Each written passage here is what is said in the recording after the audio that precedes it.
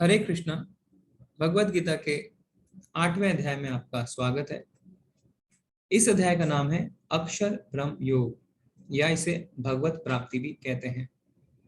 तो ये अध्याय बहुत ही महत्वपूर्ण होने वाला है, क्योंकि हम इस अध्याय में देखेंगे कि किस तरीके से मृत्यु के समय हमारी जैसी चेतना होती है, हमारा जैसा भाव होता है, तो हमें अगला शरीर वैसा ही मिलता है।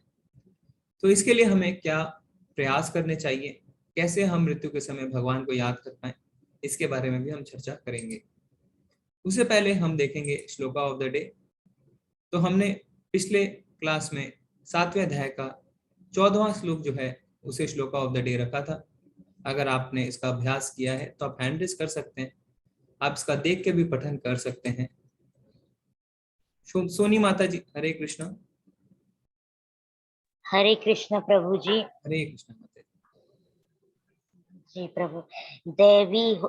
दैवी होशा गुणमयी मम माया दुरत्या मामेव ये प्रबध्यन्ते माया में ताम तरंती ते। प्रकृति के 3 गुणों वाली इस मेरी देवी दैवी शक्ति को पार कर पाना कठिन है, किंतु जो मेरे शरणागत हो जाते हैं वे सरलता से इसे पार कर जाते हैं। जी बहुत बहुत धन्यवाद माता जी, बहुत बहुत धन्यवाद। जी जी हरे कृष्ण प्रभु जी।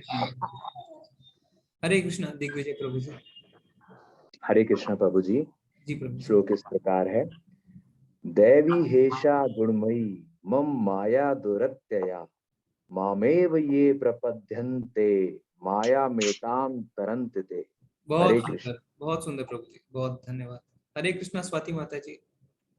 हरे कृष्ण देवी होशा गुणमयी मम माया दुरत्यया मामेव ये प्रपद्यन्ते माया मेताम तरन्ति ते।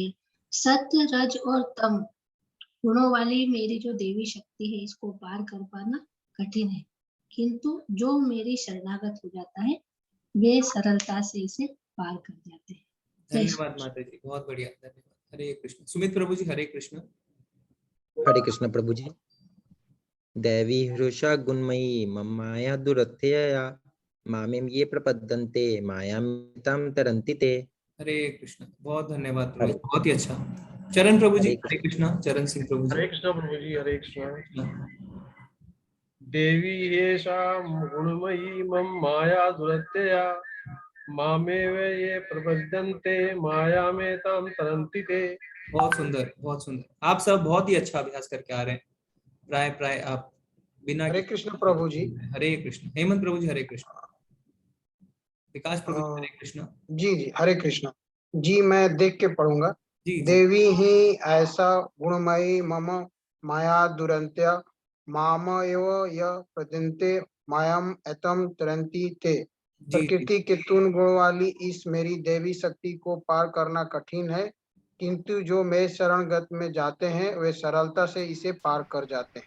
हरे कृष्ण। जी जी जी प्रभु जी, धन्यवाद। तो प्रभु जी ने हम देखो कैसे छंदी विच्छेद से तोड़ तोड़ के पढ़ा, वैसे ही हमें शुरुआत करनी चाहिए जिससे हम सीख पाए। हेमंत प्रभु जी, हरे कृष्ण। हरे कृष्ण प्रभु।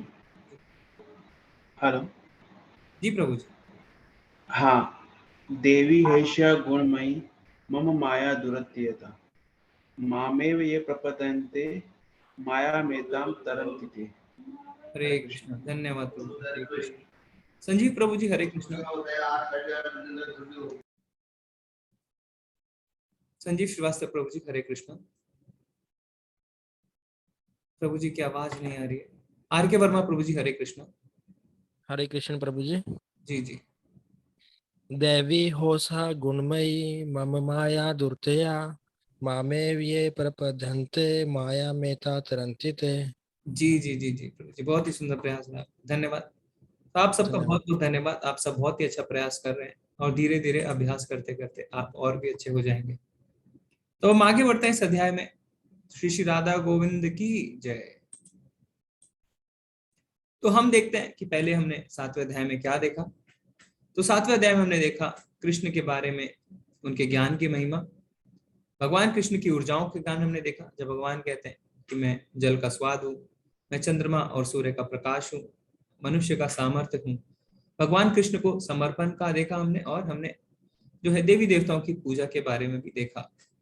तो 7वें अध्याय में भगवान क्या कहते हैं कि मैं तुम्हें पूर्ण ज्ञान दूंगा, क्योंकि भगवान पूर्ण है। और हमने ये भी पढ़ा था कि कैसे हम पूर्ण नहीं है, हमारे अंदर 4 कमियां पाई जाती हैं। फिर हमने भगवान की परा और अपरा शक्ति के बारे में पढ़ा कि परा शक्ति जो होती है वो होती है चेतन यानी जीवात्मा, और अपरा यानी पंच महाभूत, मन, बुद्धि और अहंकार। फिर हमने देखा कौन से 4 श्रेणी के लोग हैं जो भगवान की शरण में नहीं आते। फिर हमने ये भी देखा कि कौन से 4 श्रेणी के लोग हैं जो भगवान की शरण में आते हैं। माता जी मेरी आवाज नहीं आ रही है क्या? अमोल प्रभु जी कह रहे हैं आवाज कम है। नहीं प्रभु जी, एकदम ठीक है आवाज। आज ठीक ठीक। प्रभु जी आप अपने तरफ से मोबाइल का आवाज बढ़ाइए थोड़ा। फिर हमने देखा कि किस तरीके से कुछ लोग भगवान का निराकार रूप में भगवान को मानते हैं, तो भगवान ने उसका खंडन भी किया। और फिर भगवान क्या कहते हैं कि दृढ़ता पूर्वक भक्ति करो, और मृत्यु के समय अगर तुम मेरे भाव में रहते हो तो मुझे प्राप्त कर सकते हो। तो बस अध्याय में हम देखेंगे कि किस तरीके से हम मृत्यु के समय भगवान को प्राप्त कर सकते हैं। पर उससे पहले अर्जुन के कुछ प्रश्न हैं, भगवान उन प्रश्नों का उत्तर देंगे। तो अर्जुन के क्या प्रश्न है?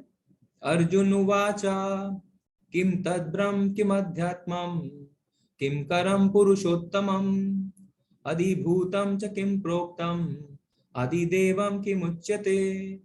अर्जुन ने कहा, हे भगवान, हे पुरुषोत्तम, ब्रह्म क्या है, आत्मा क्या है, सकाम कर्म क्या है, यह भौतिक जगत क्या है, तथा देवता क्या है, कृपा करके यह सब मुझे बताएं।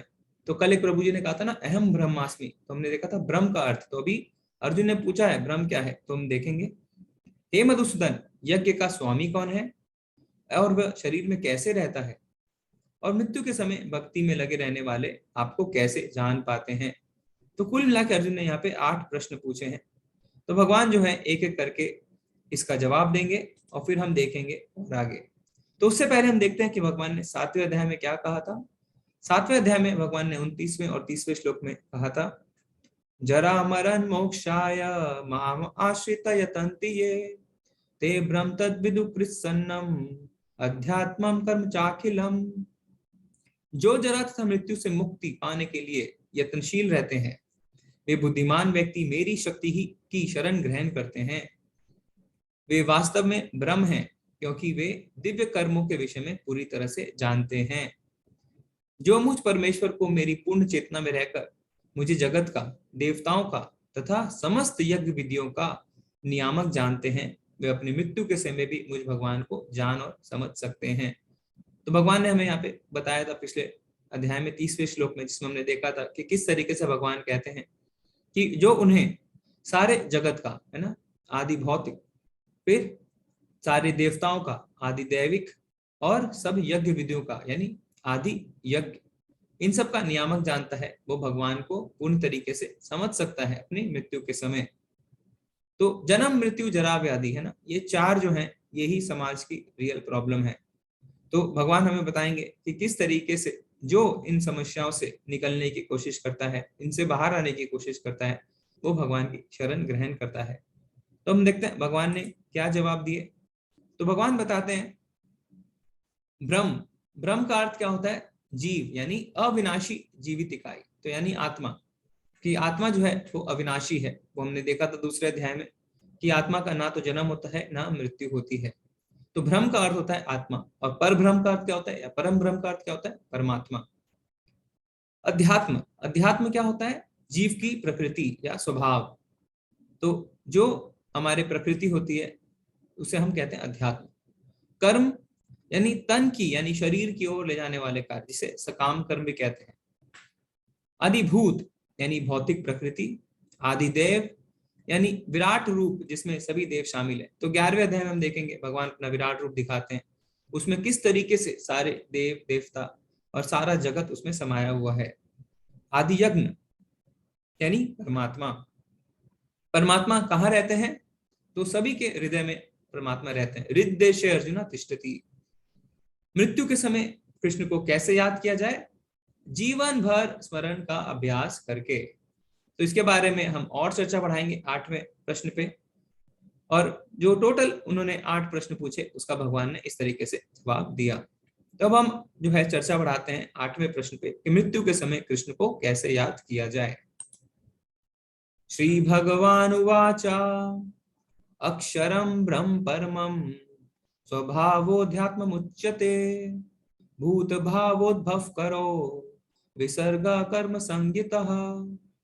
भगवान ने कहा अविनाशी और दिव्य जीव ब्रह्म कहलाता है और उसका नित्य स्वभाव अध्यात्म या आत्मा कहलाता है। जीवों के भौतिक शरीर से संबंधित गतिविधि कर्म या सकाम कर्म कहलाती है। तो यहाँ पे हमने देखा भगवान ने अर्जुन के कुछ प्रश्नों का उत्तर दिया। और जीव आत्मा को भगवान क्या कहते हैं? अक्षरम, यानी जिसका कभी भी श्रेय नहीं होता, क्योंकि जीव आत्मा का ना तो मृत्यु है ना जन्म, ना जायते म्रियते व कदाचि। किसी भी काल में जीवात्मा ना तो जन्मती है ना मरती है।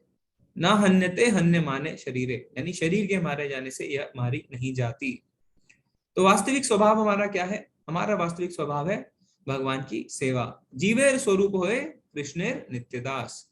पर जब हम प्रकृति के संपर्क में आते हैं ना, जब चेतन जो है वो जड़ के संपर्क में आता है, यानी जब पराशक्ति अपरा के संपर्क में आती है, तो क्या होता है? हम सब भूल जाते हैं और हम पाप कर्म और इंद्रिय तृप्ति में ही लीन हो जाते हैं। तो आप इस चित्र में देखिए, ये बहुत ही सुंदर चित्र है कि किस तरीके से पहले ऊपर की ओर आप देखें तो जो भगवान की भक्ति में लगता है, उसके बाद क्या होता है? मृत्यु के बाद वो भगवान के लोक में जाता है और भगवान की लीलाओं में हिस्सा बनता है ना। भगवान की लीलाओं के दर्शन वो गोलोक में कर पाता है। दूसरे में जो व्यक्ति दान पुण्य में लगा रहता है ना, जो सतोगुण में है और बहुत दान धर्म करता है, तो क्या होता है? वो दान धर्म करता है फल की इच्छा से, तो क्या होता है? अगले जन्म में आप देखिए वो स्वर्ग जाता है अपने पुण्यों को भोगने के लिए। फिर जो व्यक्ति मांस खाता है, मदिरा पान करता है ना, कुछ भी खाता है, उसे यह नहीं फर्क पड़ता कि वो क्या खा रहा है क्या नहीं खा रहा, तो अगले जन्म में वो शुकर बन सकता है, क्योंकि शुकर जो है वो कुछ भी खाता है। और जो व्यक्ति सिर्फ अपने यौन तृप्ति में लगा रहता है, तो अगले जन्म में देखिए वो किस तरीके से हो सकता है? कुत्ता बन जाए। अब देखते हैं कुत्ता किस तरीके से सिर्फ जीभ निकाल के दूसरों को चाटता रहता है। तो हमारी जैसी प्रवृत्ति होती है, हमारे जैसे कर्म होते हैं, और जैसे मृत्यु के समय हमारे भाव होते हैं, अगला जन्म हमें वैसा ही मिलता है। अब भगवान यहाँ पे बताएंगे, भगवान बहुत ही इंपॉर्टेंट पॉइंट पे आ रहे हैं, आप सब बहुत ध्यान से सुनिएगा। अंत काले च मामेव स्मरन् मुक्त्वा कलेवरम यह प्रयाति समद्भावम याति नास्त्वत्र संशयः। और जीवन के अंत में जो केवल मेरा स्मरण करते हुए शरीर का त्याग करता है, वह तुरंत मेरे स्वभाव को प्राप्त करता है, इसमें रंच मात्र भी संदेह नहीं है। तो भगवान ने यहाँ पे हमें एक बहुत ही सुंदर फॉर्मूला दे दिया है ना, कि किस तरीके से हम भगवान के पास जा सकते हैं। और ऐसा फॉर्मूला जो 100% फुल प्रूफ है। भगवान कहते हैं इसमें रंच मात्र भी संदेह नहीं है। तो ये फॉर्मूला क्या है? कि मृत्यु के समय मेरा स्मरण करो। तो अब हम आपसे एक प्रश्न पूछते हैं, आप अपना हैंड रेस करके बता सकते हैं कि भगवान ने तो यहाँ पे साफ साफ कह दिया कि मृत्यु के समय मेरा स्मरण करो, तो फिर हम जीवन भर भगवान का स्मरण क्यों करें? हम जीवन भर भोग में लगे रह सकते हैं, इंद्रिय तृप्ति कर सकते हैं ना, अपने शरीर को, अपने इंद्रियों को, अपने मन को तृप्त कर सकते हैं। इतने इंद्रिय भोग के साधन है, और जब मरेंगे तब भगवान को याद करके भगवान के लोग पहुंच जाएंगे। ये तो बहुत ही सरल है। तो भगवान, फिर हम क्यों अभ्यास करते हैं जीवन भर भगवान को याद करने का? इसका क्या लाभ है? तो आप चैट में भी बता सकते हैं, हैंड भी रेस कर सकते हैं। चरण सिंह प्रभु जी, हरे कृष्णा। हरे कृष्ण जी प्रभु जी। प्रभु, अगर हम आजीवन हम स्मरण करते रहेंगे तो मरते वक्त भी हमें भगवान का स्मरण ही याद रहेगा, भगवान का ही ध्यान रहेगा। और अगर हम काम में लिप्त रहेंगे तो मरते वक्त भी हमें वही लोभ काम वही याद रहेगा, भगवान तो याद ही नहीं आएंगे। जी प्रभु जी, धन्यवाद प्रभु जी, धन्यवाद। हम और सबके विचार भी सुनेंगे, फिर हम चर्चा करेंगे। अभिषेक प्रभु जी, हरे कृष्णा। हरे कृष्णा आचार्य जी, ये इसको एक तरह से मेरे हिसाब से जैसे हम सुबह जो भी सोचते हैं वही रात को हमें सपने में वही सपना होता है। तो जब हम पूरे जीवन भर में जो चीजें करेंगे तो वही हमारे एंड में भी जो मैक्सिमम प्रायोरिटी रहेगी, जैसे कि 80% जो हम करेंगे वही हमें लास्ट में दिखेगा। तो अगर हम दिन भर यही करते रहेंगे तो हमें लास्ट में उनका नाम जरूर लेना, आराम से हम ले सकते हैं। जी जी जी जी जी जी जी, धन्यवाद प्रभु जी, हरे कृष्ण। बहुत हैंड रेज है, हम उन्हें मौका देंगे जो रेगुलर नहीं कहते। अनिमा माता जी, हरे कृष्णा।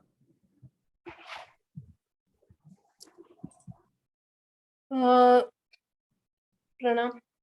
मैं ये कहना चाह रही थी कि इस समय में जब हम आखिरी मोमेंट पे होते हैं या मरने वाले होते हैं, हमें तभी भगवान की याद आएगी अगर हमने पूरी जिंदगी अच्छे काम करे होंगे या हम किसी का मतलब उसको हमने लाइफ में इम्प्लीमेंट करा होगा भगवान को, हम बार बार भगवान का नाम लेते हैं, तभी हमारे को लास्ट में उस चीज की प्रैक्टिस जो होगी हमारी, वही हमें काम आएगी लास्ट। जी जी जी माता जी, धन्यवाद धन्यवाद, आपने अच्छे से रखे अपने विचार। हिरेन ढोल प्रभु जी, हरे कृष्णा। हम उन्हें मौका देंगे जो कम हैंड रेस करते हैं, तो आप जो रेगुलर हैंड रेस करते हैं हरे कृष्ण। आप लोग भी हैंड रेस करते रहिए, आगे चर्चा करेंगे। हरे कृष्ण प्रभु जी। हरे कृष्णा। जी जी जी। मुझे लगता है कि जैसे हम अपना जो डेथ टाइम है, जो हमारा आखिरी समय है, वो हमें मालूम नहीं होता है क्योंकि हम मनुष्य हैं। तो जैसे इसके जो श्लोक में कहा गया है कि कृष्ण का नाम मरते वक्त लेना चाहिए, तो अगर हम पूरी जिंदगी कृष्ण का नाम लेंगे तो कभी भी जब हमारा डेथ टाइम आएगा तो वो टाइम में भी हम अगर भगवान का नाम लेते हुए अननोन टाइम पे अगर मरेंगे तो भी भगवान का स्मरण करते हुए हम मरेंगे। जी जी जी जी, बहुत ही सुंदर पॉइंट बोला प्रभु जी ने, इस पे भी हम चर्चा करेंगे। प्रभु जी ने एक नया पॉइंट रखा है। हम एक दो हैंड रेस और लेंगे, फिर हम चर्चा आगे बढ़ाएंगे। ललित शर्मा प्रभु जी, हरे कृष्णा। प्रभु जी अनम्यूट करिए ललित शर्मा प्रभु जी। ठीक है, प्रभु जी नहीं कर पा रहे। गगन माता जी, हरे कृष्णा। या हरे कृष्णा प्रभु जी। प्रभु जी, मुझे लगता है कि लाइक हम लोग जिंदगी भर जो प्रिपरेशन करते हैं, that is our preparation time. जो डेथ आ जाती है, that is basically our examination. So like अगर हम मान लो कोई बंदा जीवन भर मतलब नहीं करता, भक्ति नहीं करता, और लास्ट मोमेंट पे आके भगवान का नाम लेता है, ये तो एक सेल्फिशनेस वाली बात हो गई, है ना। तो हमें हम जिंदगी भर अगर जैसे ही जिसको बेस मिलता है, बिगिनिंग से अपनी तैयारी रखता है, तो वो एक किस्म का धीरे धीरे भगवान के साथ वो जुड़ जाता है, उसके पाप धुल जाते हैं। जो पाप तो कम हो जाते हैं, धुलते तो नहीं है, बट वो एक अच्छी मतलब भगवान उसके खुद उसको लेने आएंगे अगर वो भगवान का अपना भक्त हुआ तो। जी जी जी जी, धन्यवाद माता जी, हरे कृष्ण। अभी हम चैट में एक दो पढ़ते हैं, फिर हम चर्चा आगे बढ़ाते हैं, ठीक है।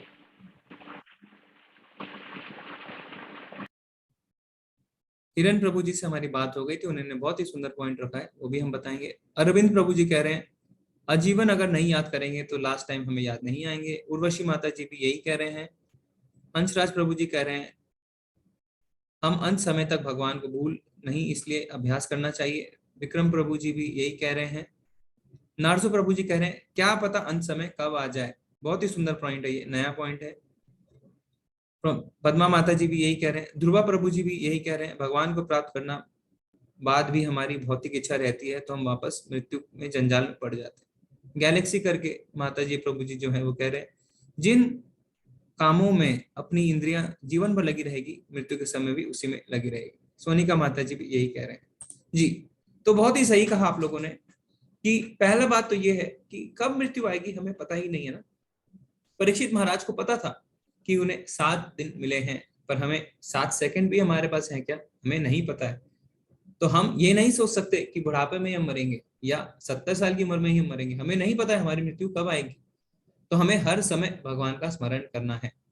दूसरी बात क्या है, मृत्यु जो है जैसा माता जी ने भी बताया एक परीक्षा है जो हम सबको देनी है, तो हमें इस परीक्षा के लिए तैयारी करनी होती है, ठीक है। हम ऐसा नहीं है कि बिना तैयारी में इस परीक्षा में बैठ जाएं, क्योंकि गरुड़ पुराण कहता है क्या कि अंत समय में इतना ज्यादा, मृत्यु के समय इतना ज्यादा हमें दर्द होता है मानो लाखों बिच्छुओं ने एक साथ काट लिया हो। तब क्या होता है, तब हमारा सारा ध्यान अपने दर्द की ओर जाता है और हम भगवान के बारे में बिल्कुल भी स्मरण नहीं कर पाते। तो हमें इस परीक्षा के लिए पूरी जीवन भर तैयारी करनी होती है, क्योंकि ऐसा नहीं है ना जैसे आजकल ऑनलाइन एग्जाम होते हैं, एग्जाम से 1 घंटे पहले सब पूछते हैं अपने मित्रों से आज कौन से पेपर का टेस्ट है, कौन टीचर है ना, सिलेबस में क्या है। मृत्यु ऐसी परीक्षा नहीं है, इसके लिए हमें शुरू से ही तैयारी करनी पड़ती है। इसके लिए हम देखते हैं ध्रुव महाराज और प्रहलाद महाराज दोनों कहते हैं कि हमें भक्ति की शुरुआत 5 साल की उम्र से ही कर देनी चाहिए, क्योंकि बचपन से अगर हम भक्ति की शुरुआत करेंगे तो अंत तक आते आते शायद हम भगवान को मृत्यु के समय याद कर पाए। आप पूछते हैं किसी से ना आपकी उम्र क्या है, तो वो क्या बोलता है, आई एम 3 years old। दूसरा बोलता है आई एम 30 years old। कोई कहता है आई एम 50 years old। तो सभी कहते हैं हम ओल्ड हैं, है ना, कोई ये नहीं कहता हम यंग हैं।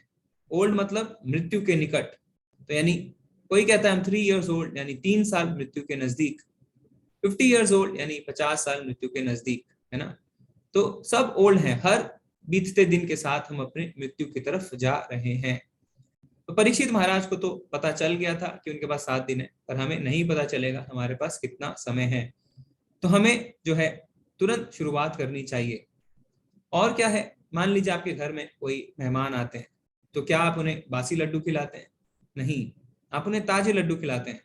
इसी तरीके से हमारा जब शरीर जवान है, स्वस्थ है, वो हमें भगवान की सेवा में लगाना चाहिए। जब हम बूढ़े हो जाएंगे, जब हम ठीक से बोल नहीं पाएंगे, ठीक से देख नहीं पाएंगे, ठीक से चल नहीं पाएंगे, तो हम भगवान की सेवा कैसे कर पाएंगे? ठीक से हम भगवान की सेवा नहीं कर पाएंगे, हमारा शरीर उस समय बासी हो जाएगा। तो हमें जितनी जल्दी हो सके उतनी जल्दी जो है तैयारी करनी चाहिए और भगवान की भक्ति में लगना चाहिए। तो इससे हो सकता है कि पूरे जीवन भर अभ्यास करें तो हमें अंत काल में भगवान की याद आ जाए। तो इसके लिए शास्त्रों में एक बहुत ही सुंदर कथा भी आती है युधिष्ठिर महाराज की, है ना। जब पांडव जाते हैं, उन्हें प्यास लगती है, तो सारे पांडव जो हैं युधिष्ठिर महाराज को छोड़ के वो मूर्छित हो जाते हैं, क्योंकि जल के अंदर से एक यक्ष उनसे क्या पूछता है कि पहले मेरे एक सवाल का जवाब दो कि दुनिया की सबसे अद्भुत चीज क्या है। तो उसमें युधिष्ठिर महाराज क्या कहते हैं, अहानि अहानि भूतानि गच्छन्ति यमालयम शेषः स्थवरम इच्छन्ति किम आश्चर्यम अतः परम। सैकड़ों और हजारों जीवित संस्थाएं हर पल मौत से मिलती हैं, लेकिन फिर भी एक मूर्खतापूर्ण जीवन जीने वाला खुद को मृत्युहीन समझता है और मृत्यु के लिए तैयार नहीं होता। यह इस दुनिया की सबसे अद्भुत चीज है। तो युधिष्ठिर महाराज जो एक राज ऋषि थे, वो कहते हैं हर समय कितने लोग मृत्यु को प्राप्त होते हैं, पर फिर भी हम क्या सोचते हैं, हमारी तो मृत्यु कभी नहीं आएगी, और हम मृत्यु के लिए तैयार ही नहीं होते। तो जैसा हमने कल भी कहा था और जैसा आज माता जी ने कहा कि death is an examination, life is a preparation. जो मृत्यु है वो परीक्षा है और जीवन तैयारी है। तो हमें इस परीक्षा के लिए पूरे जीवन भर तैयारी करनी चाहिए। तो इसको हम भरत महाराज की कहानी से भी समझ सकते हैं। हमने देखा था पिछले अध्याय में क्या कि भरत महाराज जो कि पूरे भारतवर्ष के ना, पूरा विश्व ही उस समय भारतवर्ष कहा जाता था, उसके सम्राट थे। पर एकाएक उन्हें जो है उन्होंने सब कुछ त्याग के वन में प्रस्थान किया और उन्होंने भगवान की भक्ति का प्रयास शुरू किया, पर उनका मन अभी तक शुद्ध नहीं हुआ था। तो एक दिन जब वो नहा रहे थे नदी के तट पे, तो उन्होंने देखा कि दूसरी ओर दूसरे तट पे एक हिरनी जो गर्भवती है, उसके पीछे एक भूखा शेर लगा हुआ है। तो हिरनी जो है वो एक तट से दूसरे तट पर छलांग मारती है, और ऐसा जब वो करती है तो उसका बच्चा हो जाता है और नदी में गिर जाता है। बच्चा तो तैरते तैरते आ जाता है किनारे, जिसे भरत महाराज उठा लेते हैं, पर उस हिरनी को शेर खा लेता है। तो फिर भरत महाराज उसे अपने साथ ले आते हैं। यहाँ तक तो सब ठीक था, पर उसके बाद क्या होता है, भरत महाराज को उसे बहुत ज्यादा आसक्ति होने लगती है। तो उसके साथ ही वो खाते हैं, उसके साथ ही सोते हैं, अपना सारा समय उसके साथ बिताते हैं। यहाँ तक कि चित्र में आप देख सकते हैं जब वो भगवान का यज्ञ करते हैं तो भी उनका एक हाथ यज्ञ की ओर है और दूसरा ध्यान जो है वो हिरण की ओर। पर क्या होता है, एक रात्रि जब वो सोते रहते हैं, क्योंकि हिरण का स्वभाव होता है जंगल में रहना, तो वो वहां से चला जाता है। जब भरत महाराज की नजर खुलती है तो वो देख के बहुत ज्यादा परेशान होते हैं और रात्रि में ही उस हिरण को खोजने निकल जाते हैं। तो जब वो ऐसा करते हैं तो रात्रि के अंधकार में क्या होता है, वो एक खाई में नीचे गिर जाते हैं। तो जब वो खाई में नीचे गिरते हैं तो क्या होता है, हम ये देखते हैं। अब भगवान क्या बताते हैं, यम यम वापि स्मरण भावा त्यज्यत्यन्ते कलेवरम तम तमेव इति कौन्तेय सदा तद्भाव भाविता। यम यम वापि स्मरण भावा त्यज्यन्ते कलेवरम तम तमेव इति कौन्तेय सदा तद्भाव भाविता। हे कुंती पुत्र, शरीर त्यागते समय मनुष्य जिस जिस भाव का स्मरण करता है वो उस भाव को निश्चित रूप से प्राप्त होता है। तो जब भरत महाराज नीचे गिर जाते हैं तो उन्हें उस हिरण का स्मरण होता है, और क्योंकि उन्हें हिरण का स्मरण होता है तो क्या होता है, उन्हें अगला जीवन हिरण का मिल जाता है। तो जब हमारी मृत्यु होती है तो पूरी जीवन हमारे आंखों के आगे आता है, एक फ्लैशबैक की तरह, है ना, सब कुछ आता है, और जिससे हमें आसक्ति होती है वो सबसे पहले हमारे सामने आता है। जैसे कई लोग होते हैं ना, जब मरने वाले होते हैं तो क्या कहते हैं कि मेरे पुत्र को बुलाओ, मुझे अपने पुत्र से मिलना है। फिर वो पुत्र को याद करते करते मर जाता है। तो हो सकता है अगला जन्म उसका दोबारा उसी परिवार के आसपास हो। कई लोग कहते हैं मुझे खाने को चाहिए, मुझे ये खाना है, और उस चीज को वो खाते ही उनका शरीर जो है वो शांत हो जाता है, वो देह त्याग देते हैं। कई लोग अपने व्यापार से इतने ज्यादा आसक्त होते हैं कि, है ना, एक कहानी आती है कि एक मनुष्य जब मरने वाला था तो उसके सारे पुत्र उसके साथ खड़े थे। तो उनको लगता है कि पिताजी के अंत समय में हम उनके साथ रहेंगे तो पिताजी को बहुत खुशी होगी। तो अपने तीनों पुत्रों को अपने आगे देखता है, तो उनसे एक सवाल करता है कि तुम तीनों अगर यहाँ हो तो दुकान पे कौन है। तो इतनी ज्यादा उसे आसक्ति रहती है अपने व्यापार से कि वो अपने पुत्रों को अपने सामने देख के दुखी हो जाता है, क्योंकि उसे अपने व्यापार की चिंता होती है। तो जिस हिसाब के हमारे भाव रहते हैं मरते समय, अगला शरीर हमें वैसा ही मिलता है। अगर हम खाने के भाव से मरते हैं, हमें खाना बहुत पसंद है, तो हो सकता है अगला जन्म हमें हाथी का मिले, क्योंकि वो बहुत ज्यादा खाता है ना। अगर हमें व्यापार से इतनी आसक्ति है तो हो सकता है हम उस दुकान के चूहे बन के ही पैदा हो जाए। तो कुछ भी हो सकता है, पर हमारे मन के जैसे भाव रहते हैं, अगला जन्म हमें वैसा ही मिलता है। तो शरीर जो है वो क्या है, कपड़े की तरह है जिसे हम बदलते हैं। तो इसलिए क्या होता है, जब आप कपड़े खरीदने जाते हैं तो दो चीजें काम आती है। पहली, आपकी इच्छा कि आपको कपड़े खरीदने हैं। दूसरा, आपके पैसे। तो आप इच्छा और पैसे दोनों के माध्यम से कपड़े खरीदते हैं। इसी कपड़े की तरीके से आपका शरीर भी जो है दो चीजों पर निर्भर करता है। एक तो आपकी इच्छा, मरते समय आपकी कैसी इच्छा है, और दूसरा आपके कर्म, आपने जीवन भर कैसे कर्म किए हैं। तो इन दोनों चीजों के हिसाब से आपको अगला शरीर प्राप्त होता है। तो हमने देखा किस तरीके से भरत महाराज को अगला जीवन हिरण का प्राप्त हुआ। पर जब वो हिरण थे तो वो ब्राह्मणों के कुटिया के बाहर ही रमते रहते थे।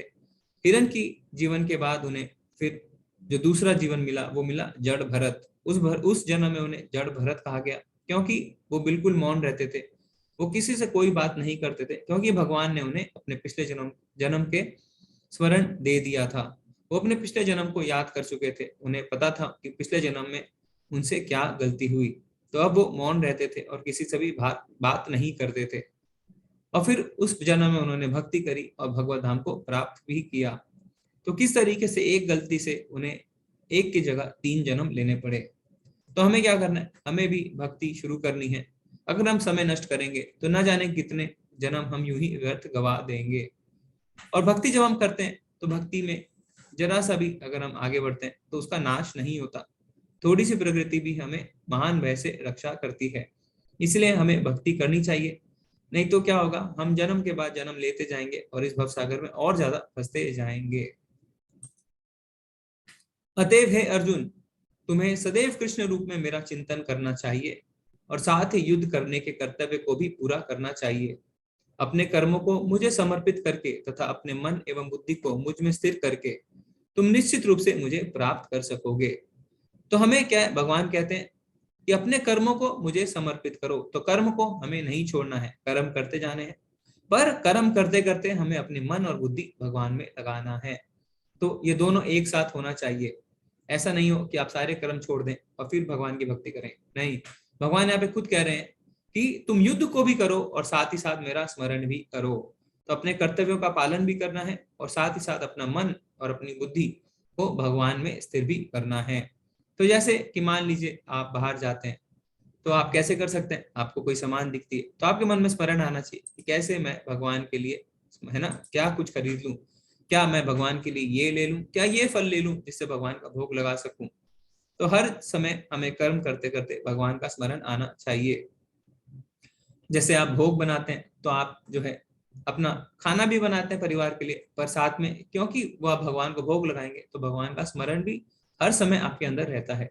तो अपने कर्मों को इस तरीके से हम भगवान से जोड़ सकते हैं।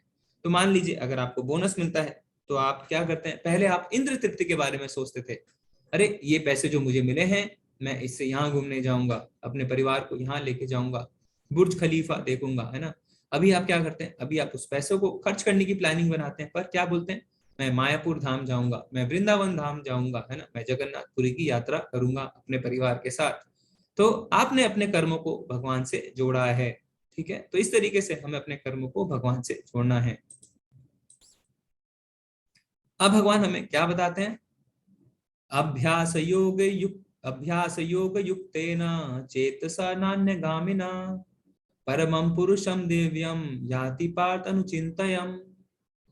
हे पार्थ, जो व्यक्ति मेरा स्मरण करने में अपना मन निरंतर लगाए रखकर अविचलित भाव से भगवान के रूप में मेरा ध्यान करता है, वो मुझको अवश्य ही प्राप्त करता है। तो भगवान ने बार बार कहा है अवश्य, है ना, अवश्य अवश्य, बार बार भगवान कह रहे हैं अवश्य ही प्राप्त करता है। तो हमें अपनी भक्ति को बहुत ही ज्यादा गंभीरता से लेना है, इसे हमें बिल्कुल भी हल्के में नहीं लेना है, क्योंकि भगवान हमें निश्चिंत कर रहे हैं कि ऐसा होता है।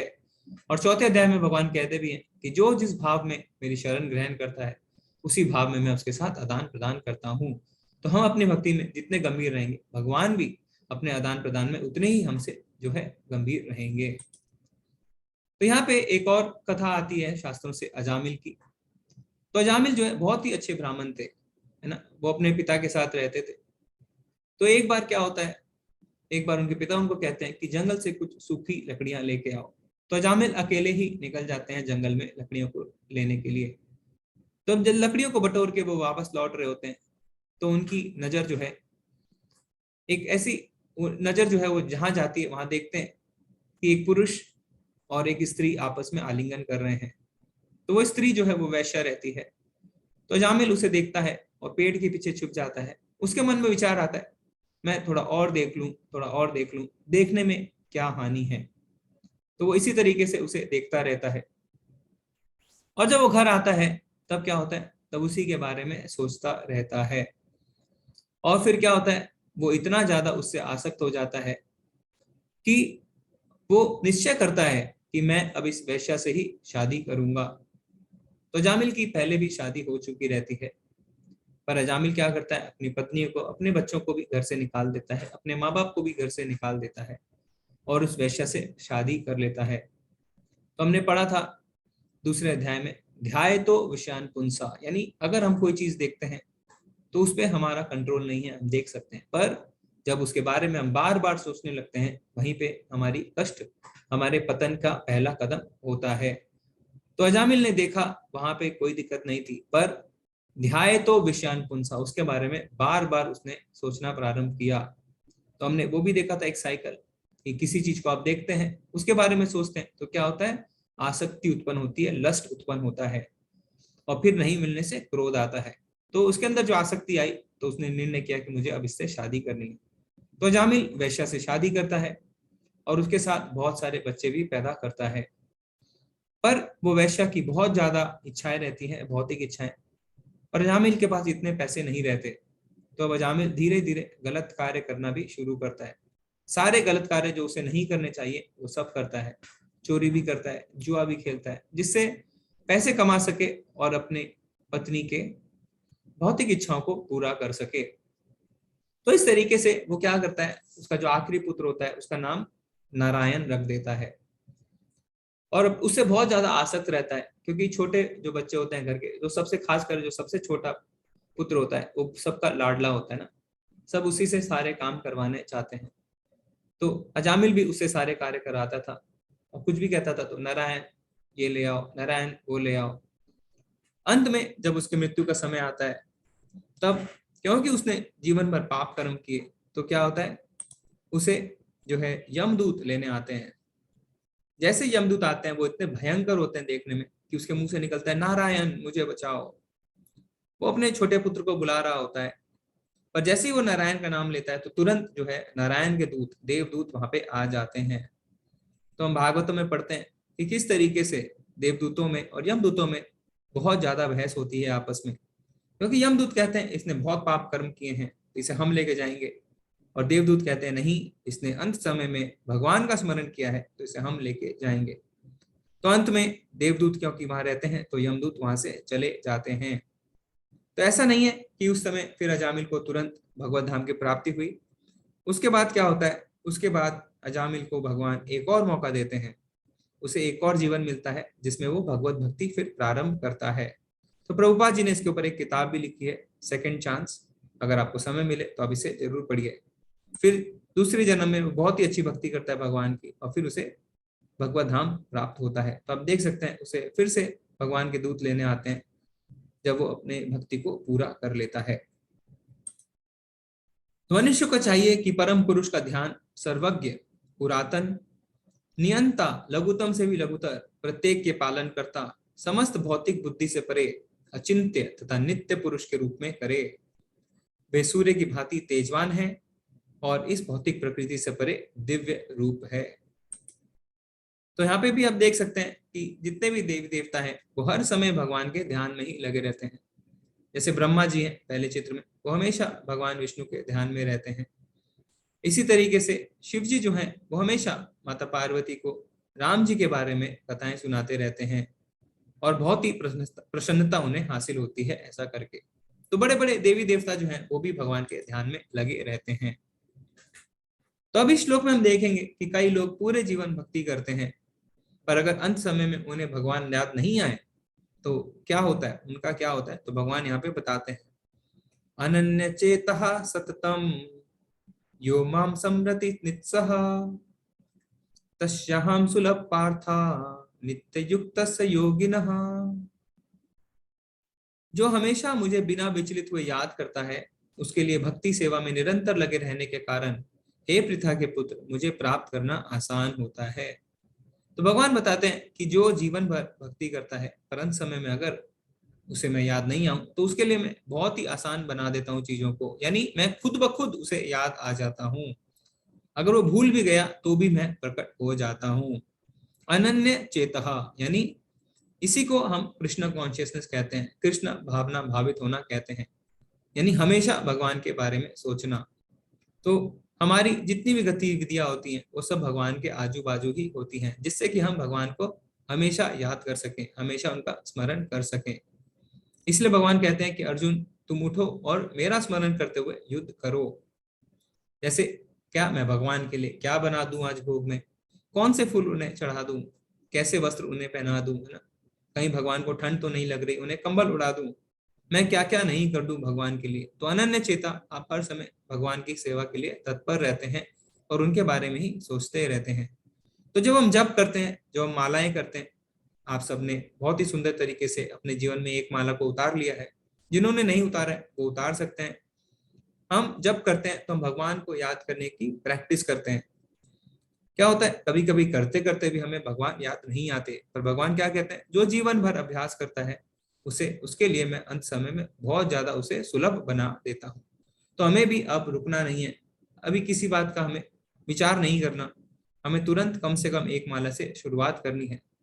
प्रत्येक दिन हम भगवान को 6 से 7 मिनट तो दे ही सकते हैं। अगर इसके कोई फायदे नहीं तो कम से कम नुकसान तो बिल्कुल भी नहीं है। मुझे प्राप्त करके महापुरुष जो भक्ति योगी है कभी भी दुखों से पूर्ण इस अनित्य जगत में नहीं लौटता, क्योंकि उन्हें परम सिद्धि प्राप्त चुकी होती है। तो भगवान यहाँ पे घोषणा कर रहे हैं ना कि वो कभी भी लौट के नहीं आता। तो क्या है, भगवान क्या कहते हैं, दुखों से पूर्ण इस अनित्य जगत में। तो जब आप इस श्लोक को पढ़ेंगे तो भगवान कहते हैं दुखालयम अशाश्वतम। जैसे पुस्तकालय में क्या मिलता है, पुस्तकें, तो दुखालयम में क्या मिलेगा, दुख ही मिलेगा, है ना। तो भगवान खुद कहते हैं कि ये दुखालयम अशाश्वतम, यानी ये शाश्वत नहीं है, ये अनित्य है। अब भगवान ने इस संसार को बनाया है, अगर भगवान खुद ही इसे दुखालयम कहते हैं तो हमें इसमें बिल्कुल भी संदेह नहीं करना चाहिए।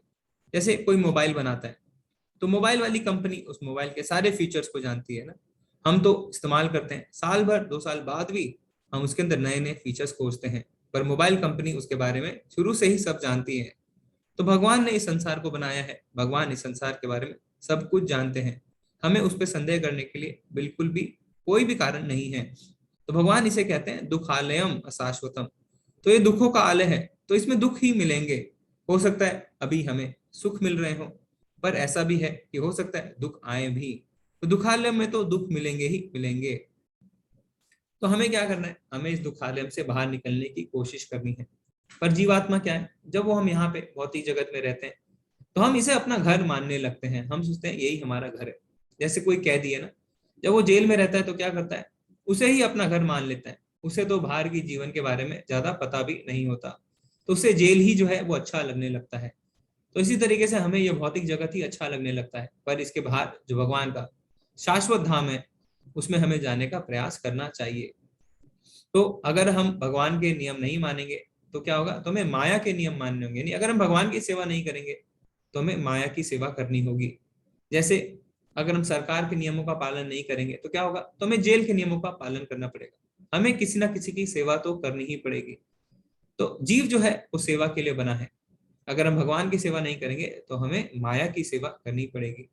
तो हमें अब ये चुनना है कि हम किसकी सेवा करें, माया की सेवा करें या हम भगवान की सेवा करें। अगर हम भगवान की सेवा करते हैं, भक्ति करते हैं, तो हम शाश्वत रूप से, है ना, परमानेंटली इन दुखों से बाहर निकल सकते हैं और भगवत धाम को प्राप्त कर सकते हैं। भगवान अब बताएंगे कि किस तरीके से जो भी भौतिक जगत है ना, उसमें जितने भी लोग हैं, तो पृथ्वी के ऊपर जितने लोग हैं, पृथ्वी के नीचे जितने लोग हैं, सब में दुख ही दुख हैं। इस जगत में सर्वोच्च लोक से लेकर निम्नतम लोग, सारे लोग दुखों के घर हैं, जहां जन्म तथा मरण का चक्कर लगा रहता है। किंतु हे कुंती पुत्र, जो मेरे धाम को प्राप्त कर लेता है वो फिर कभी जन्म नहीं लेता। तो भगवान बता रहे हैं कि पृथ्वी से ऊपर, पृथ्वी के नीचे जितने लोग हैं, सब में जन्म मरण के चक्कर लगे हुए हैं। तो जैसे पृथ्वी है, पृथ्वी में तो हम देखते हैं युद्ध ही युद्ध हो रहा है। अभी भी हमने देखा कि किस तरीके से दो राष्ट्र के बीच में युद्ध चल रहा है। हर समय युद्ध की स्थिति मौजूद रहती है। फिर उसके ऊपर अगर हम स्वर्ग भी देखें तो स्वर्ग में भी हर समय युद्ध की स्थिति रहती है ना। हर कोई जो है इंद्र की सत्ता चाहता है। असुर जो है हर समय वहां पे अटैक करते रहते हैं। और पृथ्वी के नीचे जो नरक है उसमें तो सिर्फ दर्द ही दर्द है। तो जो सर्वोच्च लोक है, यानी ब्रह्मा जी का लोक से लेके नीचे के जितने नरक लोग हैं, सब में जन्म मृत्यु का चक्कर है। तो हमने ब्रह्मा जी की आयु भी निर्धारित करी थी। ब्रह्मा जी की भी उम्र होती है 100 वर्ष, तो ब्रह्मा जी भी मरते हैं। तो यानी सर्वोच्च लोक से लेके निम्नतम लोक तक सारे जो है दुखों के घर हैं, क्योंकि जहां जन्म और मृत्यु है वहां तो दुख होना ही है। जन्म मृत्यु जरा व्याधि। तो हमें क्या करना है, हमें ऐसे लोक में पहुंचना है जहां जन्म मृत्यु से छुटकारा मिल सके। और ऐसा लोक कौन सा है, ऐसा लोग है भगवान का धाम। भगवान के धाम में हम जाते हैं तो वो वहां पे जन्म मृत्यु के चक्कर में हमें नहीं पड़ना पड़ता। जैसे उदाहरण, अगर कोई बच्चा है वो हॉस्टल में रहता है, पढ़ाई करता है, तो जब तक वो पढ़ाई करता है तब तक ही वो हॉस्टल में रह सकता है। पर जैसे ही उसका पढ़ाई खत्म हो जाती है तो उसे हॉस्टल से निकाल दिया जाता है और वो कहाँ जाता है, वो अपने माता पिता के घर जाता है, जो कि उसका असली घर है। तो इसी तरीके से हम जो इस संसार में हैं, जो इस भौतिक जगत में है, वो हमारा जो है स्थायी घर नहीं है। हमारा स्थायी घर कौन सा है, भगवान का धाम। तो हमें वहां पे जाने की ही कोशिश करनी चाहिए। तो पूरा संसार जो भगवान कहते हैं कि पूरा संसार जो है भगवान कहते हैं कि मैं ही उसका माता हूँ और मैं ही उसका पिता भी हूँ। तो हमने देखा था प्रकृति अगर माता है तो पिता जो है वो भगवान है, क्योंकि भगवान ही इसके बीज प्रदाता है। जैसे हम देखते हैं अगर कोई समुद्र के किनारे जब हम जाते हैं तो बच्चे क्या करते हैं, बच्चे वहां की रेत से घर बनाना शुरू करते हैं। तो वहां पे वो घर भी बनाते हैं, रसोई भी बनाते हैं और फिर उसी तरीके से उसके अंदर पात्र भी बनाते हैं। पर जब शाम हो जाती है तो क्या होता है, उनके असली माँ बाप आते हैं और उन्हें अपने घर ले जाते हैं। तो हम जो इस भौतिक जगत में आए हैं वो इसी रेत में बनाए हुए घर की तरह है। हम पर इसे ही अपना निवास मान लेते हैं। हम सोचते हैं यही हमारा नित्य घर है, यही हमारे नित्य रिश्ते हैं, पर ऐसा नहीं है। हमारा नित्य और शाश्वत घर जो है वो है भगवान का परम धाम। हम यहाँ आते हैं, हम कुछ रिश्ते बनाते हैं, हम सोचते हैं यही हमारे लिए सब कुछ है। पर हमें जब पता चलता है कि भगवान ही हमारे परम पिता हैं और ना ही हमारे माँ बाप के भी, उनके माँ बाप के भी, सबके परम पिता भगवान है, तो हमें खुद और अपने परिवार सबको भक्ति में लगाना चाहिए, जिससे कि हम अपने शाश्वत धाम को घर जा सकें। ठीक है। इसके अतिरिक्त एक अन्य अव्यक्त प्रकृति है जो शाश्वत है और इस व्यक्त तथा अव्यक्त पदार्थ से परे है। यह परा श्रेष्ठ और कभी ना नाश होने वाली है। जब इस संसार का सब कुछ लय हो जाता है तब भी उसका नाश नहीं होता। अब भगवान अपने धाम के बारे में थोड़ा बताते हैं कि अव्यक्त है ना, यानी बहुत कम लोगों को पता है भगवान के धाम के बारे में। तो वो ऐसा धाम है जो शाश्वत है, जहाँ पे कभी भी जो है नाश नहीं होता। तो जब प्रलय आती है तो क्या होता है, सब कुछ नाश हो जाता है, पर भगवान का धाम जो है वो नाश उसका नहीं होता। तो इसलिए ब्रह्मा जी क्या कहते हैं ब्रह्म संहिता में, भगवान के धाम की स्तुति करते हुए भगवान कहते हैं कि भगवान का जो धाम है उसमें क्या क्या पाए जाते हैं, चिंतामणि पत्थर। तो चिंतामणि पत्थर क्या होता है, चिंतामणि ऐसा पत्थर होता है जो किसी भी धातु का रूप ले सकता है। तो जैसे भौतिक जगत में क्या होता है, लोहा लोहा ही होता है, सोना सोना ही है, चांदी चांदी ही है, पर चिंतामणि पत्थर जो है वो लोहा भी बन सकता है, वो चांदी भी बन सकता है, वो सोना भी बन सकता है। तो ऐसा पत्थर भगवान के धाम में पाया जाता है। और क्या पाया जाता है भगवान के धाम में, कल्प वृक्ष। कल्प वृक्ष क्या होते हैं, कल्प वृक्ष में हर समय 12 महीने फल लगे रहते हैं, और ऐसा नहीं कि एक पेड़ में एक ही तरीके का फल, एक पेड़ में हर तरीके के फल मिलते हैं। तो आम भी मिलेंगे तो सेब भी मिलेगा। तो जो कल्प वृक्ष है उसमें हर समय हर तरीके के फल मिलते हैं। फिर वहां पे सुरभि गाय पाई जाती है। तो सुरभि गाय जो है वो बहुत ही ज्यादा मात्रा में हर समय दूध दे सकती है, और हजारों लक्ष्मी जो है भगवान की सेवा में लगी रहती है। तो ब्रह्मा जी इस तरीके से ब्रह्म संहिता में भगवान के धाम की स्तुति करते हैं कि वहां पे चिंतामणि पत्थर पाए जाते हैं, कल्प वृक्ष पाए जाते हैं, सुरभि गाय मिलती है, और हजारों लक्ष्मी भगवान की सेवा में लगी रहते हैं। तो यहाँ पे आप देख सकते हैं कि किस तरीके से भगवान गोलोक वृंदावन जो उनका नित्य धाम है वहां पे लीलाएं करते हैं। तो इसी तरीके से जब वृंदावन जो है वहां पे भी भगवान ऐसी थोड़ी बहुत लीलाएं करते हैं, तो इससे हमें थोड़ा बहुत हिंट मिलता है, थोड़ा बहुत पता चलता है कि भगवान अपने नित्य धाम में किस तरीके की लीलाएं करते हैं ना। वो देख सकते हैं आप, गोप गोपियों के साथ खेलते हैं, अपनी गायों को चराने लेके जाते हैं, और माखन भी चुराते हैं, और साथ में माता से पिटाई भी खाते हैं। तो जब भगवान आते हैं तो थोड़ी बहुत लीलाएं ऐसी करते हैं जिससे हमें पता चल सके कि अपने नित्य धाम गोलोक वृंदावन में हर समय नित्य लीलाएं उनकी चलती रहती हैं। मुकुंद माला स्तोत्र ये बहुत ही सुंदर किताब है जो प्रभुपाद जी ने लिखी है। इसमें कुलशेखर महाराज जो हैं उनकी भगवान के प्रति प्रार्थनाएं हैं। तो यहाँ पे एक प्रार्थना है जो बहुत ही सुंदर प्रार्थना है। तो कुलशेखर महाराज क्या कहते हैं, हे कृष्ण, कृपया मेरे मन को तुरंत अपने चरण कमलों में जाने दें, जैसे कि राजहंस कमल के फूलों के तने में प्रवेश करता है। तो जो राजहंस होता है वो क्या करता है, वो कमल के फूल के तने में अपना सिर छुपाता है। तो इसी तरीके से कुलशेखर महाराज कहते हैं कि मुझे भी अपना सर अपने चरण कमलों में छुपाने दें। जब मेरी अंतिम सांस के समय मेरा गला हवा, पित्त और कफ की क्रियाएं में से संकुचित हो जाता है तो मैं आपको याद कैसे कर पाऊंगा। तो कुलशेखर महाराज कहते हैं कि जब मेरे मरने का समय आएगा तब क्या होगा, तब मेरा गला, हवा, पित्त इसके कारण मैं कुछ भी नहीं कर पाऊंगा, मैं आपको याद नहीं कर पाऊंगा। तो मुझे तुरंत है ना अपनी सेवा में लगाइए, मुझे बुढ़ापे का इंतजार नहीं करना। तो बहुत ही सुंदर प्रार्थना करते हैं, क्योंकि अभी हमारा शरीर स्वस्थ है तो अभी हमें तुरंत भगवान की सेवा में, अविलंब भगवान की सेवा में लग जाना चाहिए। क्योंकि जब वृद्ध अवस्था आती है तो बीमारियां होंगी और उनके बारे में ही हम सोचते रहेंगे, और उसके कारण हम भगवान की ठीक से सेवा भी नहीं कर पाएंगे। तो हमें जो है कुलशेखर महाराज से भी प्रेरणा लेनी चाहिए। तो भगवान यहाँ पे इस अध्याय के अंतिम श्लोक में क्या बताते हैं, वेदेषु यज्ञेषु तपस्सु चैव दानेषु यत् पुण्य फलम प्रदिष्टम अत्येति तत्सर्वम इदं विदित्वा योगी परम स्थानम उपैति चाद्यम। जो व्यक्ति भक्ति मार्ग स्वीकार करता है वह वेदाध्ययन, तपस्या, दान, दार्शनिक तथा सकाम कर्म करने से प्राप्त होने वाले फलों से वंचित नहीं होता। वह मात्र भक्ति संपन्न करके इन समस्त फलों को प्राप्ति करता है और अंत में परम नित्य धाम को प्राप्त होता है। तो ये हमारा श्लोका ऑफ द डे भी है, आप इसे याद रखिएगा। 8वें अध्याय का 28वां श्लोक। तो भगवान क्या कहते हैं कि जो भक्ति मार्ग को स्वीकार कर लेता है ना, तो ऐसा नहीं है कि उसे किसी भी चीज से वंचित रहना पड़ता है, उसे सब कुछ मिलता है। उसे वेदाध्ययन, तपस्या, दान, सकाम कर्म सबके फल अपने आप प्राप्त हो जाते हैं। तो जो भक्ति कर रहे होते हैं उन्हें सब कुछ मिलता है, उनका कोई भी नुकसान नहीं होता है। सिर्फ भक्ति मात्र से हमें सारे लाभ प्राप्त हो जाते हैं। तो यहाँ पे हम देखते हैं कपिल मुनि जो है वो अपनी माता को है ना भगवान के बारे में सुना रहे हैं, क्योंकि उनकी माता को पढ़ना नहीं आता था।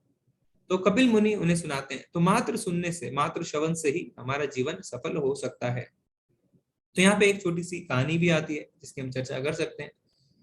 भागवतम में यहाँ पे कहानी आती है किसकी? ध्रुव ऋषि की और अम्बरीश महाराज की।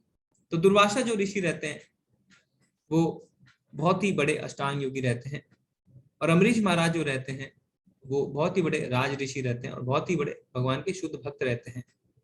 तो एक दिन, जिस दिन एकादशी का व्रत संपूर्ण होता है और पारण का समय होता है ना, जब व्रत खोलते हैं, तो दुर्वासा मुनि जो है वो अम्बरीश महाराज के पास पहुंचते हैं। तो अम्बरीश महाराज ने निर्जला एकादशी व्रत किया होता है। तो दुर्वासा मुनि कहते हैं कि ठीक है, मैं स्नान करके आता हूँ और हम साथ में ही भोजन करेंगे, साथ में ही अपना व्रत खोलेंगे। तो इसी तरीके से दुर्वासा मुनि स्नान करने चले जाते हैं। पर उस दिन दुर्वासा मुनि अम्बरीश महाराज को कुछ परेशान करना चाहते थे, तो वो बहुत ज्यादा समय लगाते हैं और आते नहीं है। और पारण का जो समय है, यानी वो समय जिसमें व्रत हमें खोलना होता है, वो समय निकला जा रहा होता है। तो अम्बरीश महाराज क्या करते हैं? अम्बरीश महाराज थोड़ा सा जल ले लेते हैं जिससे कि पारण का समय ना निकले। पर दुर्वासा मुनि, क्योंकि वो बहुत बड़े अष्टांग योगी रहते हैं, वो देख लेते हैं कि अम्बरीश महाराज ने जल ग्रहण किया, तो बहुत ज्यादा क्रोधित हो जाते हैं और आते हैं और उनसे कहते हैं कि तुमने मेरे बिना जल ग्रहण किया, मैंने तुम्हें कहा था कि मेरा इंतजार करो, मैं स्नान करने जा रहा हूँ। और अम्बरीश महाराज उन्हें समझाना चाहते हैं कि पारण का समय निकला जा रहा था, मैंने अभी भोजन नहीं किया है, मैं आपका इंतजार कर रहा हूँ, मैंने सिर्फ जल ग्रहण किया है, वो भी थोड़ा सा। पर दुर्वासा मुनि बिल्कुल भी नहीं सुनते और वो क्या करते हैं? वो अपने शरीर से एक राक्षस को उत्पन्न करते हैं और उस राक्षस को कहते हैं कि तुम जो है अम्बरीश महाराज को मार डालो। तो जैसे ही वो राक्षस अम्बरीश महाराज की ओर बढ़ता है, तुरंत वो देखते हैं कि सुदर्शन चक्र उसके पीछे आ गया और सुदर्शन चक्र उस राक्षस का गला काट देता है। पर सुदर्शन चक्र वहां नहीं रुकता, वो क्या करता है? वो अब दुर्वासा मुनि के पीछे पड़ जाता है। दुर्वासा मुनि बहुत ज्यादा घबरा जाते हैं और उनकी पीठ जो है पूरी जलने लगती है। तो वो सारे लोकों में दौड़ने लगते हैं। तो वो जाते हैं ब्रह्मा जी के पास। ब्रह्मा जी कहते हैं मैं आपकी मदद नहीं कर सकता क्योंकि आपके पीछे सुदर्शन लगा हुआ है।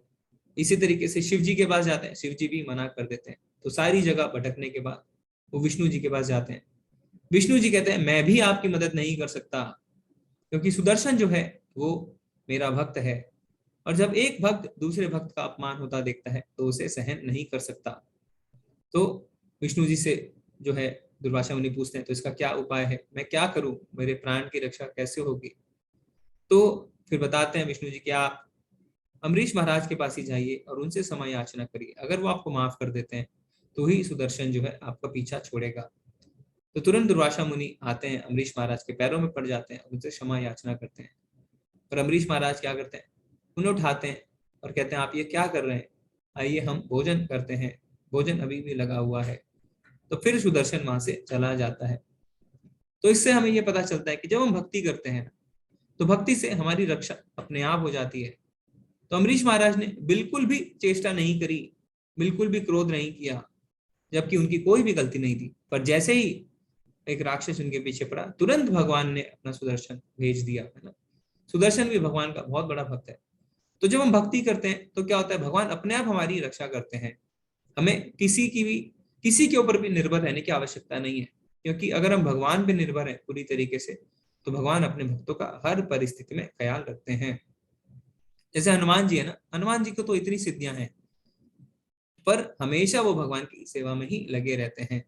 ठीक है, तो अंत में हम प्रभुपाद जी के कुछ शब्द देखते हैं।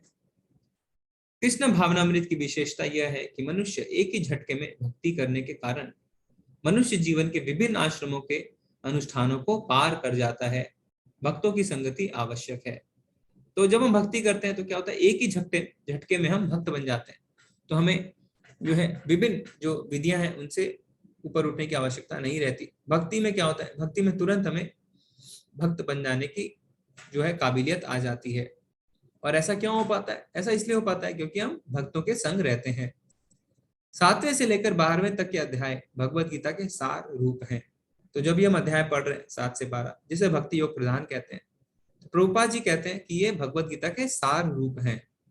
प्रथम 6 अध्याय तथा अंतिम 6 अध्याय इन मध्यवर्ती 6 अध्यायों के लिए आवरण पात्र हैं, जिनकी सुरक्षा भगवान करते हैं। यदि कोई गीता के इन 6 अध्यायों को भक्त की संगति में भली भांति समझ लेता है तो उसका जीवन समस्त तपस्याओं, यज्ञों, दानों, चिंताओं को पार करके महिमा मंडित हो उठेगा।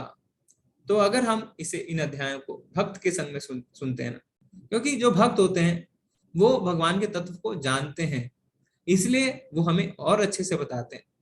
तो इसलिए जो हम कहते हैं कि भगवत गीता की कौन सी किताब हम पढ़ें, तो हमें वो टिप्पणी पढ़नी चाहिए, वो किताब पढ़नी चाहिए जो भक्तों द्वारा लिखी गई है। मान लीजिए आप कोई डॉक्टरी की पढ़ाई करने की किताब पढ़ते हैं, तो जो किताब किसी डॉक्टर ने नहीं लिखी तो क्या वो मान्यता प्राप्त होगी? नहीं, क्योंकि केवल कृष्ण भावनामृत के द्वारा उसे इतने कर्मों का फल प्राप्त हो जाता है। जिसे भगवत गीता में तनिक भी श्रद्धा नहीं है, उसे किसी भक्त से भगवत गीता समझनी चाहिए, मनोधर्मियों से नहीं। मनोधर्मी यानी जो मेंटल स्पेकुलेशन करते हैं, जो मनोधर्मियों से हमें नहीं सुनना चाहिए। मान लीजिए एक इंजीनियर कहता है कि हाँ, अगर हम एक सर्जरी करेंगे तो ऐसा होना चाहिए, तो वो मनोधर्मी है, वो मेंटल स्पेकुलेशन कर रहा है। पर एक डॉक्टर जो है, जिसने सर्जरी करी है और फिर वो सर्जरी पे किताब लिखता है, तो वो जो है वो प्रमाणिक है। इसी तरीके से जो भक्त हैं, जो उन्होंने किताबें लिखी है, वो प्रमाणिक है, क्योंकि भक्त ने भक्ति करी है और वो भगवान के तत्व को जानता है। तो इससे हमारा यह अध्याय शेष होता है। हरे कृष्णा कृष्ण कृष्ण हरे हरे, हरे राम राम राम हरे हरे। तो ये महामंत्र का जप करते हुए हमें भगवान के नाम का अभ्यास करना है, जिससे मृत्यु के समय हमें शायद भगवान का स्मरण हो सके। हरे कृष्णा। इससे हमारा यह अध्याय खत्म होता है। अगर आपके कोई प्रश्न है तो आप हैंड रेज कर सकते हैं, नहीं तो आप चैट में भी लिख सकते हैं। और आप याद रखें कि आज के अध्याय का 28वां श्लोक जो है वो हमारा श्लोका ऑफ द डे है। हरे कृष्णा। हरे कृष्ण प्रभु जी। जी माता जी। हरे कृष्ण दिग्विजय प्रभु जी। हरे कृष्णा प्रभु जी। धन्यवाद प्रणाम प्रभु जी। हरे कृष्ण प्रभु जी। मेरा एक सवाल है जो मुझे अक्सर विचलित करता है, मैं सोच में पड़ जाता हूँ। मैं जानना चाहता हूँ कि हम लोगों का जन्म क्यों हुआ, और मतलब हम इस सृष्टि पे आए, हम बड़े हुए, वही साइकिल जो हम अपने पेरेंट्स को देख के आ रहे हैं वही हमने फॉलो करी। बड़े होने के बाद पढ़ाई, फिर शादी, फिर गृहस्थ जीवन में, फिर उसके बाद वही घर गाड़ी, फिर वापस से वही चीज हम अपने बच्चों को शिक्षा देते हैं, वही चीज वो फॉलो करते हैं। उसके बाद एक दिन हम चले जाते हैं इस दुनिया से। और जैसा कि आपने बताया कि कुछ ना कुछ जो भी कमियां रह जाती हैं, ईश्वर हमको बार बार इस मृत्युलोक में भेजता है कि हम उसको सुधारें। और सुधारते सुधारते जब एक दिन हम एट लास्ट गोकुल धाम को प्राप्त होते हैं, तो जब तक हम उस लेवल पे नहीं आ जाते, हमारा बार बार जन्म होता रहता है। तो हम इस धरती पे आई क्यों, मतलब उद्देश्य क्या है प्रभु का कि उसने जो सृष्टि बनाई और ये चीज स्टार्ट हुई और वापस से जन्म और मृत्यु, जन्म मृत्यु ये होने लगा। उनका क्या उद्देश्य था सृष्टि बनाने के पीछे या हमारे जन्म के पीछे, ये मैं थोड़ा सा जानना चाहता हूँ प्रभु जी। जी। तो देखिए प्रभु जी, जैसे आपने कहा ना, हम खुद ही इस बात को महसूस करते हैं कि जन्म लेना, भौतिक पढ़ाई करनी, वही कार्यक्रम में लगे रहना, पैसे कमाना, घर गाड़ी परिवार बच्चे, फिर मर जाना, तो ये जीवन का उद्देश्य नहीं हो सकता है। ये हमारे अंदर कहीं ना कहीं जरूर बात खटकती है, सबको खटकती है। और फिर हम अपने भौतिक जीवन में लीन हो जाते हैं, फिर हम भूल जाते हैं।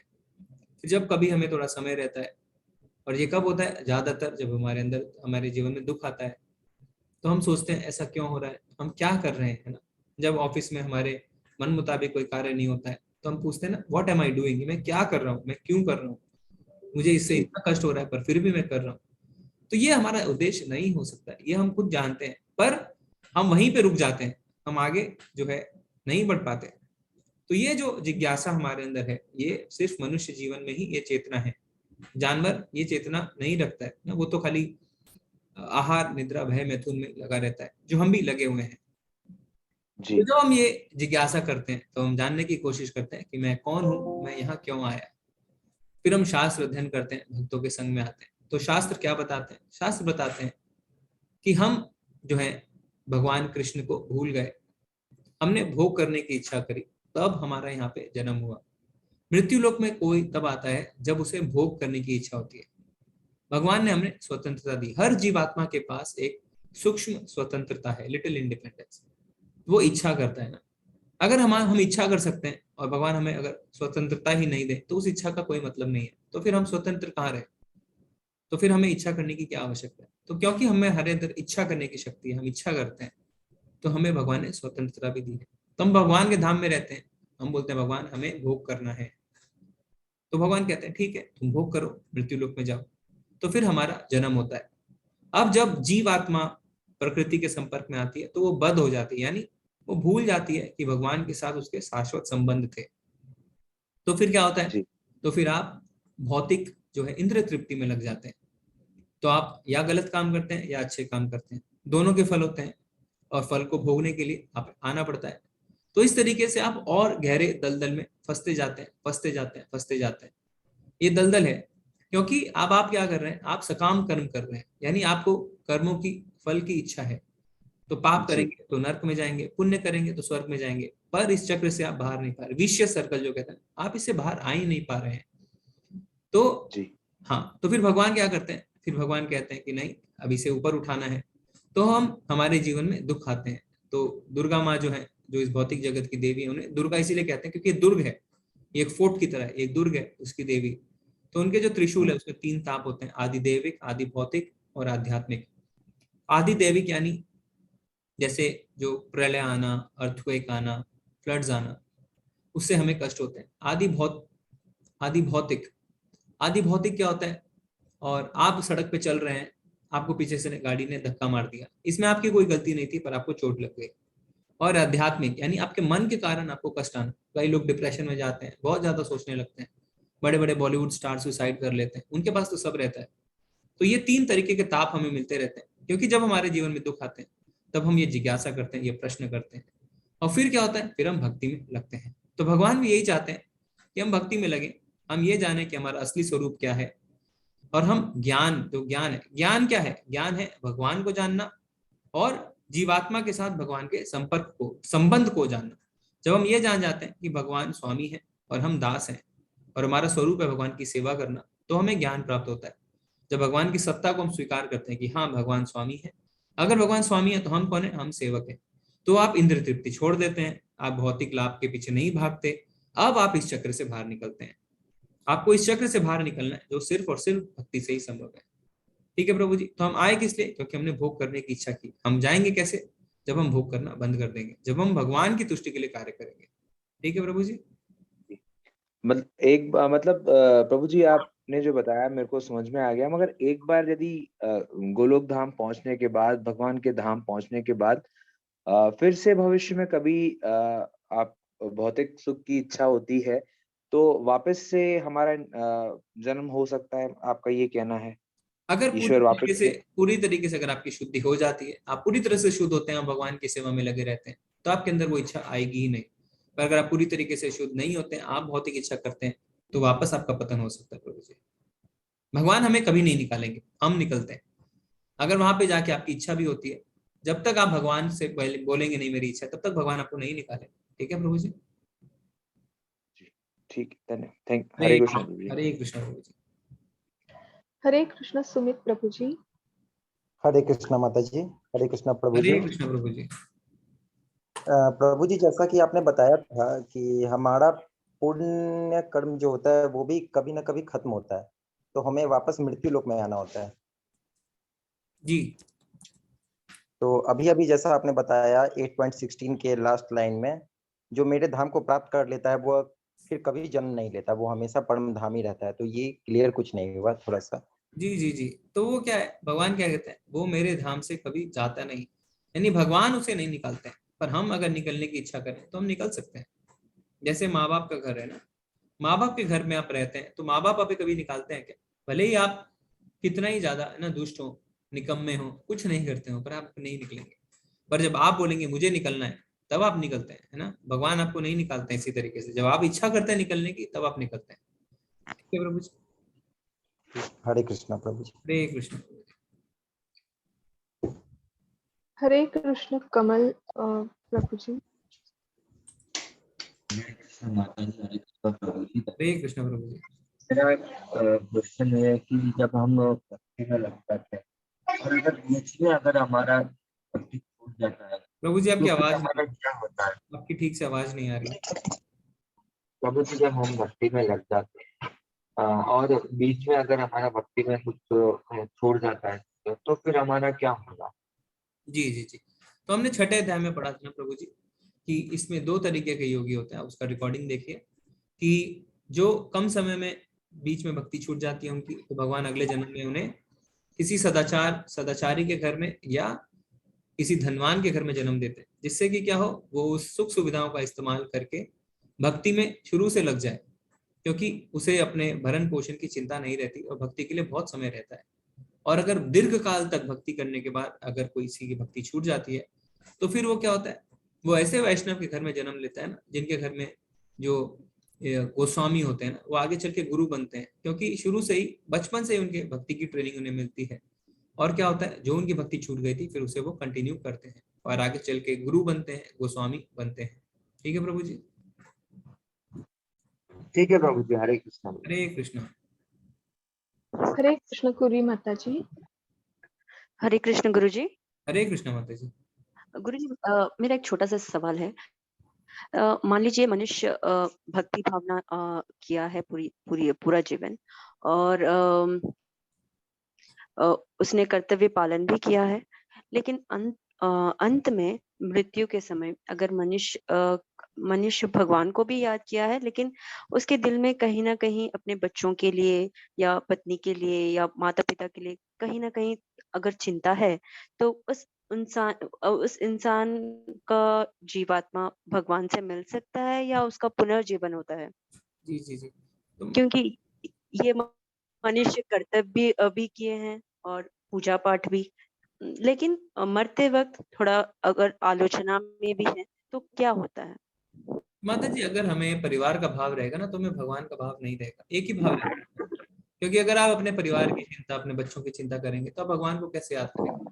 अगर आप भगवान को याद करेंगे तो फिर आप बच्चों की चिंता क्यों करेंगे? क्योंकि भगवान को याद करना मैकेनिकल नहीं है ना। आप भगवान को जब स्मरण करते हैं तो आपको पता है कि भगवान मेरे परिवार की रक्षा करेंगे, और भगवान सब कुछ है। और ये जो मोह माया, जो रिश्ते नाते हमने बनाए हैं, ये भगवान ने ही हमें प्रदान किए हैं। और जब भगवान इनकी रक्षा करेंगे तो मुझे इनके लिए चिंता करने की बिल्कुल भी आवश्यकता नहीं है। आप भक्ति में जब आगे बढ़ते हैं तो धीरे धीरे आप अटैचमेंट से दूर होते हैं और प्रेम की ओर आते हैं।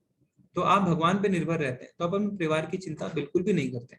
अगर आप परिवार की चिंता ही कर रहे हैं तो फिर आपको भगवान याद कैसे आएंगे? क्योंकि अभी भी आपकी अटैचमेंट अपने परिवार में बनी हुई है। तो अटैचमेंट और प्रेम में फर्क है ना। ऐसा नहीं है कि आप परिवार पे ध्यान नहीं देना, प्रेम करना है पर अटैचमेंट नहीं होना है। और जब पूरी तरीके से आप भगवान पे निर्भर हो जाते हैं, भगवान की भक्ति करते हैं, तो आपको उन पर इतना विश्वास रहता है कि आपको सिर्फ उनका स्मरण आता है, क्योंकि बाकी सब चीज आपको पता है भगवान अपने आप संभाल लेंगे। ठीक है माता जी। हरे कृष्ण माता जी। माता जी म्यूट हो गए लगता है। हरे कृष्ण। Hello hello. जी माता जी, हरे कृष्ण। गुरु जी, मेरा और एक प्रश्न है, आपने जवाब तो दे दिया है। तो गुरु जी, ये मृत्यु के ऊपर ज्यादा ज्यादा ज्ञान प्राप्त गरुड़ पुराण से होता है या भगवत गीता से? नहीं तो क्या पढ़ना चाहिए? भगवत गीता हमें पढ़नी चाहिए। भगवत गीता के बारे में हमने जब भगवत गीता का ये कोर्स शुरू किया था तो हमने देखा था ना कि इसकी महिमा के बारे में, ये सारे शास्त्रों का निचोड़ है, भगवान की वाणी है। तो इससे ज्यादा, इससे अच्छा और कुछ भी नहीं। श्रीमद् भगवत गीता और श्रीमद् भागवतम। गरुड़ पुराण जो है वो मृत्यु के बाद शरीर की क्या अवस्था होती है उन सब के बारे में, पर हमें उन सब में चिंता नहीं करनी। हमें भगवान ने जो बताया हम उस पर ध्यान देंगे तो हमें फिर बाकी चीजों से डरने की आवश्यकता नहीं है। ठीक है माता जी। धन्यवाद गुरु जी, हरे धन्यवाद। कृष्ण। हरे कृष्ण। हरे कृष्ण आर के वर्मा प्रभु जी। हरे कृष्णा माता जी, हरे कृष्णा प्रभु जी। हरे कृष्ण प्रभु जी। प्रभु जी, मेरा क्वेश्चन है, जो हमने पढ़ा था रजोगुण, तमोगुण और सत्वगुण, है ना? तो ये भोजन भी होते हैं ना 3 तरह के? जी जी जी। तो उनका क्या असर पड़ता है इंसान पे जो जी जी, तो भोजन? भोजन पे प्रभु जी, भोजन और इन सब पे पूरा एक अध्याय है, जिसमें हम लास्ट के 6 अध्याय जो उनमें से एक अध्याय पढ़ेंगे कि भगवान बताएंगे सात्विक भोजन क्या है, राजसिक भोजन क्या है, तामसिक भोजन क्या है। तो उसके लिए थोड़ा सा आप सब्र रखिए प्रभु जी, हम देखेंगे इसको, ठीक है। इसमें पूरा अध्याय है, ठीक है प्रभु जी। अच्छा, ठीक है प्रभु जी, ठीक है। हरे कृष्ण। धन्यवाद। हरे कृष्ण। हरे कृष्ण। आईफोन माता जी है या प्रभु जी? हरे कृष्ण।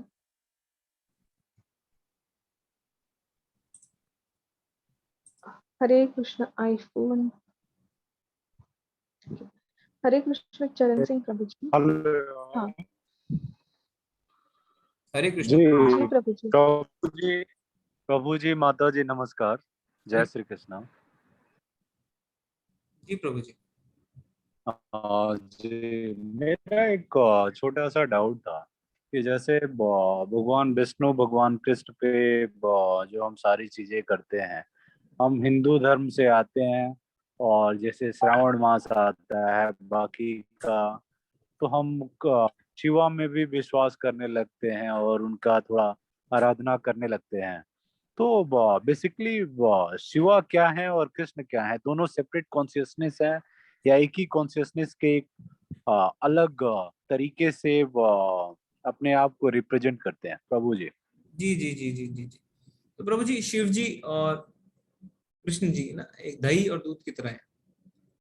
तो जैसे दही से दूध से दही बन सकता है, पर दही जो है वापस दूध में नहीं बदल सकती। तो इसी तरीके से कृष्ण जी हैं वो दूध हैं और शिव जी जो है वो दही हैं। तो दही से दूध बनता है, दूध से दही बनता है, पर दही जो है वो वापस दूध में नहीं आ सकता। तो इस तरीके से आपस में दोनों जुड़े हुए हैं, ठीक है प्रभु जी। जी लेकिन बहुत क्लियर नहीं हुआ प्रभु जी, सॉरी। हाँ जी प्रभु जी, ये जो प्रश्न है ना, ये हम एडवांस लेवल में लेते हैं, ये हम लेवल 1 के क्वेश्चंस में नहीं लेते हैं। और इसमें हम इतना ही बताते हैं जितना मैंने आपको बताया, क्योंकि इसको हम भक्ति में जब आगे बढ़ते हैं ना, तब हमें ये ज्यादा समझ में आता है। क्योंकि हमारी चेतना जैसे जैसे विकसित होती है, वैसे वैसे हम प्रश्नों को लेना चाहिए, ठीक है। आप हो सकता है प्रभु जी पुराने भक्त हो, तो आपको हम अलग से बात कर सकते हैं इस टॉपिक पे, ठीक है। जी जी जी, जय श्री कृष्ण। हरे बहुत कृष्ण। बहुत धन्यवाद। हरे कृष्ण प्रभु। ऊपर वाले आपको दीर्घायु करें। Thank you. हरे कृष्ण चरण सिंह प्रभु जी। हरे कृष्ण माता जी। हरे हरे कृष्ण कृष्ण प्रभु जी। प्रभु जी। मुझे आज वो पता नहीं चला कि कल के लिए कौन सा श्लोक हमें त्याग करना है। जी जी जी प्रभु जी, ये 28वां श्लोक, लास्ट वाला। जी जी लास्ट वाला। वेदेषु यज्ञेषु तपस्सु चैव। ठीक है प्रभु जी। हरे कृष्ण प्रभु जी। हरे कृष्ण प्रभु। हरे कृष्ण गगन माता जी। हरे कृष्ण प्रभु जी। हरे कृष्ण माता जी। मेरा ये क्वेश्चन है कि लाइक कोई टाइम ऐसा भी आएगा कि जब किसी की मृत्यु नहीं होगी और सब लोग भगवान के घर में रहेंगे।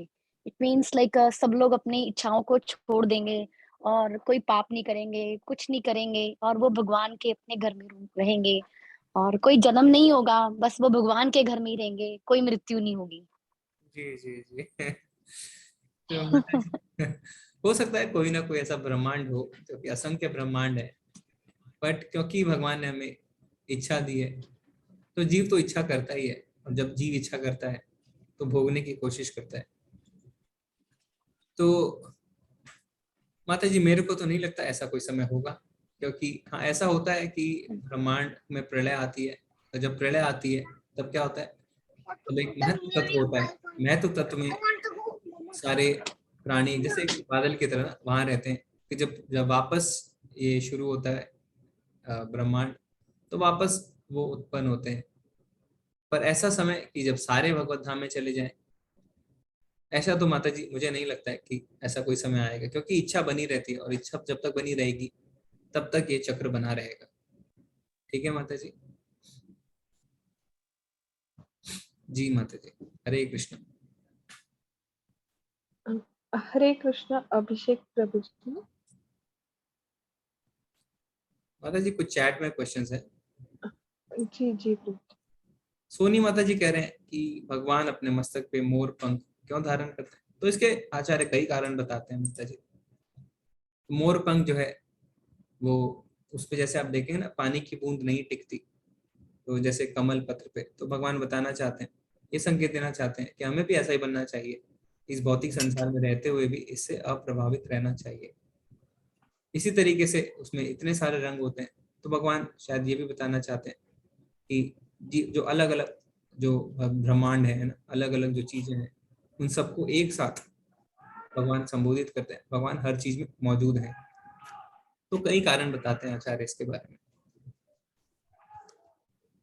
कमल प्रभु जी कह रहे हैं कि कोई व्यक्ति यदि भगवान का ध्यान कर रहा है बट उसके कर्म दैनिक कार्य में वो ऐसी संगति में लिप्त हो जाता है जिसे वो मदिरा बाकी आहार भी करता है, तो क्या करे।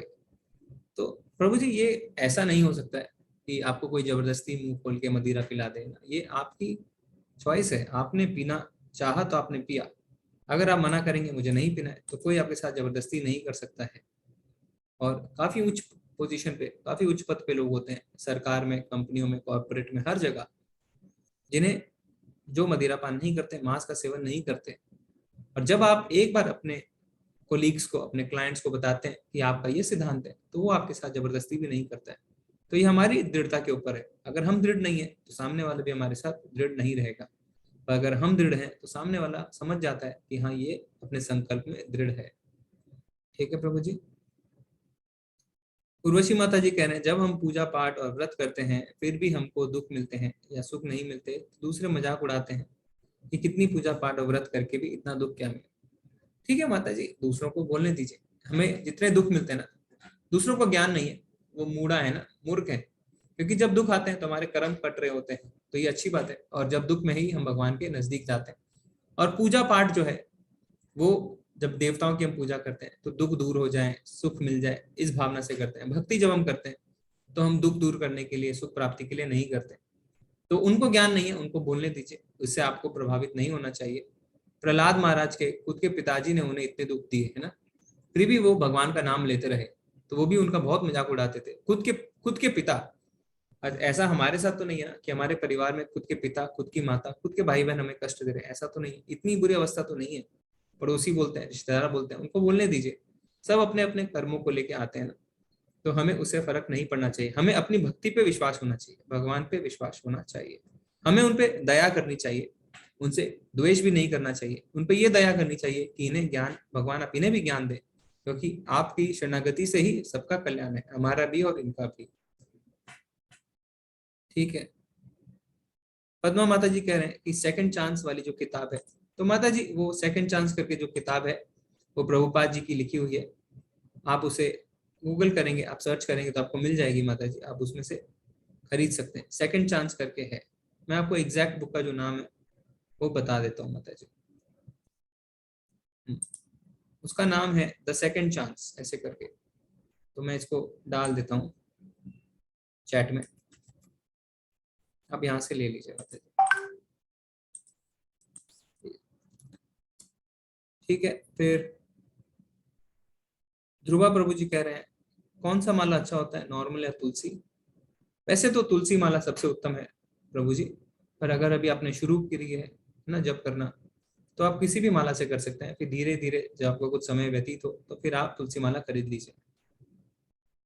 लोग एक तरफ तो भक्ति करते हैं और दूसरी तरफ सारे निकृष्ट कार्य करते हैं, तो प्रभु जी ऐसे लोगों का क्या होता है। तो प्रभु माता जी फिर वो भक्ति को दिखावे के लिए करते हैं, क्योंकि जब भक्ति हम करते हैं तो हमारी जो चेतना में परिवर्तन आता है और फिर हम गलत कार्य छोड़ने लगते हैं ना खुद ब खुद। तो भक्त जो है वो अपने आप छोड़ते हैं, बड़ी सुगम हो जाता है उनके लिए गलत कार्य को छोड़ना। जो नहीं छोड़ पाते हैं फिर वो भक्ति का दिखावा कर रहे हैं, वो असली में भक्ति नहीं कर रहे हैं। अंकुर प्रभु जी कह रहे हैं माँ दुर्गा को जगत जननी है जिनके अलग अलग जगह अंग गिरे हैं, तो क्या माँ शेरावाली भगवती भी श्री कृष्ण के आगे देवता है, उनकी भगवान श्री कृष्ण। तो माँ शेरावाली, माँ दुर्गा जो है, माँ पार्वती जिसे हम कहते हैं, उन्हें जगत माता भी कहते हैं, आप सही कह रहे हैं। शिव जी जगत पिता है, माता जगत माता है, पर वो भी देवी देवताओं में आते हैं। शिव जी जो है, शिव जी का पोजीशन अलग है, जैसा हमने बताया, वो देवी देवताओं से ऊपर है, देव से ऊपर है, महादेव है, जैसा हमने दूध दही का भी एग्जाम्पल दिया। शिव जी का जो तत्व है वो बिल्कुल अलग तत्व है। ठीक है प्रभु जी। और शिव जी जो है वो हमेशा माता पार्वती को भगवान के बारे में ही बताते रहते हैं और उनसे बहुत ज्यादा खुशी की प्राप्ति होती है उन्हें। ठीक है प्रभु जी। ठीक है माता जी, तो आखिरी जो हैंड है वो हम ले लेते हैं, शायद 2 हैंड। जी प्रभु जी। जी, हरे कृष्ण अभिषेक प्रभु जी। हरे कृष्ण अभिषेक प्रभु जी। हरे कृष्ण दिगेश। हरे हरे कृष्ण माता जी। हरे कृष्ण। हरे कृष्ण। हरे कृष्ण आचार्य जी। आचार्य जी, मुझे मेरा क्वेश्चन ये है कि ये जो प्रकृति है ये हमारे जीवन से लेकर मृत्यु तक सारे रोल प्ले करती है। जितने भी हमारे कर्म होते हैं अच्छे बुरे, सब प्रकृति ही प्ले करती है, सब प्रकृति के कारण ही होते हैं। तो इसमें भगवान की इम्पोर्टेंस कहाँ पे आती है? क्योंकि जब हम ये भी समझ जाते हैं कि हम ब्रह्मास्मि, हम अपनी योग ध्यान करके ये सब चीजें समझ लेते हैं कि प्रकृति एक गेम खेल रही है, तो आचार्य जी इसमें मतलब सारा गेम तो प्रकृति ही कर रही है, तो इसमें भगवान की इम्पोर्टेंस क्या है, ये प्लीज बता दीजिए। जी, तो हमें ठीक से समझना है प्रभु जी। क्या है, 3 बातें हैं इसमें। सबसे पहले हम इच्छा करते हैं, सबसे पहली बात, जो हम इच्छा करते हैं उसमें प्रकृति का कोई रोल नहीं है। दूसरी बात, जब हम इच्छा करते हैं, जैसी इच्छा करते हैं, प्रकृति के वैसे गुण हमें पकड़ लेते हैं। तीसरी बात, भगवान प्रकृति के नियंत्रक है, भगवान प्रकृति को नियंत्रण में रखते हैं, मैया दक्षिण प्रकृति ही। तो सबसे पहले जब आप इच्छा करते हैं तब प्रकृति आपको ये नहीं बोलती कि तुम ऐसी इच्छा करो, वो आपकी इच्छा होती है। तो अगर आपकी इच्छा होती है कि मैं किसी के घर चोरी करूं, तो आप उसके बारे में सोचते हैं और दृढ़ होते हैं, तो फिर क्या होता है, प्रकृति के गुण आपको पकड़ लेते हैं, तमोगुण आपको पकड़ लेगा और आपसे चोरी करवाएगा। ठीक है। पर अगर आप इच्छा करते हैं कि नहीं, मुझे भगवान की भक्ति करनी है, तब क्या होता है, तब आप भगवान की शरण में जाते हैं। तो क्योंकि प्रकृति जो है वो भगवान के अंडर में काम करती है, मैया दक्षिण प्रकृति ही, तो भगवान प्रकृति को कहते हैं कि क्योंकि ये मेरी शरणागति में है, तुम इसे छोड़ दो। तो फिर आप प्रकृति के तीनों गुणों को भेद के ऊपर उठ सकते हैं। तो प्रकृति तभी तक गेम खेलती है, जैसा आपने कहा, जब तक आप इच्छा करते हैं। आप जैसी इच्छा करेंगे वैसे गुण आपको पकड़ लेंगे। अगर आप पैसे कमाने की इच्छा करेंगे तो आपको रजोगुण पकड़ लेंगे। अगर आप दान धर्म की इच्छा करेंगे तो सतोगुण आपको पकड़ लेंगे। अगर आप मदिरा पान की इच्छा करेंगे तो आपको तमोगुण पकड़ लेंगे। हमारी इच्छा जो है वो हमारी स्वतंत्र इच्छा है। ठीक है। तो आप ऐसा नहीं कह सकते मैंने जो ये किया प्रकृति ने मुझसे कराया, नहीं, ये गलत है। अगर ऐसा ही होता तो आपको आपके कर्मों की फल की सजा क्यों मिलती? क्यों आप पुण्य कर्म करेंगे तो आपको स्वर्ग मिलेगा, तो प्रकृति को स्वर्ग मिलना चाहिए ना। और क्यों आप पाप करेंगे तो आपको कष्ट भोगने पड़ेंगे, तो प्रकृति को कष्ट भोगने चाहिए। पर ऐसा नहीं है, कष्ट आपको भोगने पड़ते हैं, पुण्य भी आप भोगते हैं, क्योंकि इच्छा आपकी थी। प्रकृति सिर्फ उसे आपकी इच्छा के अनुसार पूरी करती है। और प्रकृति जो है वो इंडिपेंडेंट नहीं है, वो भगवान की शक्ति है, भगवान के अंडर में काम करती है। तो जब आप भगवान को शरणागत हो जाते हैं तो प्रकृति आपको छोड़ देती है। ठीक है प्रभु जी। प्रभु जी आप म्यूट हो गए। हरे कृष्ण। हरे कृष्ण अभिषेक प्रभु जी। प्रभु जी, हरे कृष्ण अभिषेक। आचार्य जी, मेरा ये दूसरा क्वेश्चन है कि जैसे हम लोग जो भी इस जन्म में कर रहे हैं, अच्छा या बुरा, ये भी तो हमारे कर्मों का ही रिजल्ट है कि हम इस जन्म में अच्छा करेंगे बुरा, तो ये भी तो प्रकृति पे ही डिपेंड किया ना। नहीं नहीं प्रभु जी, देखिए, एक होता है आपके पुराने कर्म जिसको आप भोग रहे हैं ना। मान लीजिए आपके जीवन में कोई दुख आया और आप क्या सोचते हैं, मैंने तो इस जीवन में ऐसा कुछ नहीं किया, तो मुझे दुख क्यों भोगने पड़े, है ना। अब इस जीवन में जो आप अच्छा कर रहे हैं या बुरा कर रहे हैं, ये प्रकृति पे निर्भर नहीं है, आपकी इच्छा पे निर्भर है। तो आपको इस बात को समझना है, आप इच्छा करते हैं और जैसी आप इच्छा करते हैं वैसे गुण आपके पास आते हैं। तो आप इच्छा वाला जो पार्ट है ना प्रभु जी, उस पर आप ध्यान नहीं दे रहे हैं, उसको आप भूल जा रहे हैं। इच्छा आपकी है, इच्छा प्रकृति की नहीं है। तो अगर आप कोई गलत कार्य करते हैं तो आपने इच्छा करी है। ठीक है प्रभु जी। धन्यवाद आचार्य जी। हरे कृष्ण हरे कृष्ण।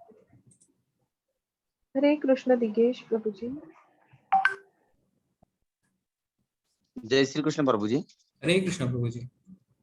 प्रभु जी, मैं महाराष्ट्र से बिलोंग करता हूँ। जी प्रभु जी। जी, हम पंडरीनाथ विठल भगवान है, विठल रुक्मिणी मंदिर हमको मानते हैं, और वहाँ पर जो मंत्र जाप करते हैं हम, राम कृष्ण हरि राम कृष्ण हरि।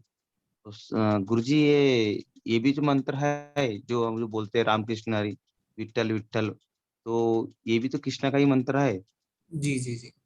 तो ये भी उतना ही सक्षम है जो हरे राम हरे कृष्ण है, तो ये भी तो उतना ही है, प्रभाव है क्या उसका? प्रभु जी है तो कृष्ण जी के, विठल जी भी है ना, भगवान विष्णु ही, तो बहुत मंत्र है। जी जैसे हमने देखा ओम नमो भगवते वासुदेवाय है, बहुत सारे जी मंत्र, जी जी पर उसमें जी से जी ये जो हरे कृष्ण का मंत्र है ये महामंत्र है। तो ये मंत्र जो है ये बहुत ही ज्यादा कॉन्सेंट्रेटेड, हमने कहा ये महामंत्र है प्रभु जी। तो मंत्र बहुत सारे हैं भगवान कृष्ण, कई लोग कहते जी हैं प्रभु कृष्ण शरणम मम, तो बहुत सारे मंत्र हैं, पर उसमें से ये जो मंत्र है सारे ही भगवान के मंत्र हैं, पर हरे कृष्ण जो मंत्र है वो महामंत्र है प्रभु जी। ठीक है जी गुरु जी। जी जी, धन्यवाद प्रभु जी। माता जी एक आखिरी क्वेश्चन है चैट में, जी प्रभु जी। श्री भगवत गीता और जप माला का किट मंगवाया, कब तक मिल जाएगा? 6 दिन हो गए। जी प्रभु जी आ जाएंगे, अभी जन्माष्टमी चल रही है मंदिर में, तो मंदिर में अभी जो ब्रह्मचारी हैं वो थोड़े से व्यस्त हैं, पर ये आ जाएगा प्रभु जी। इसमें आपको आपको और आप 2-4 दिन इंतजार करिए, नहीं आता है तो आप मुझे बताइए, मैं मंदिर में बात करूंगा प्रभु जी। प्रभु जी कहते हैं कि हम जिस भी भगवान की प्राण प्रतिष्ठा कर दी जाती है फिर उसे बदलते नहीं, तो फिर प्रभु जी हर दिवाली पर मूर्ति बदलते हैं, प्रभु जी क्या ये सही है? कृपा मार्गदर्शन करें।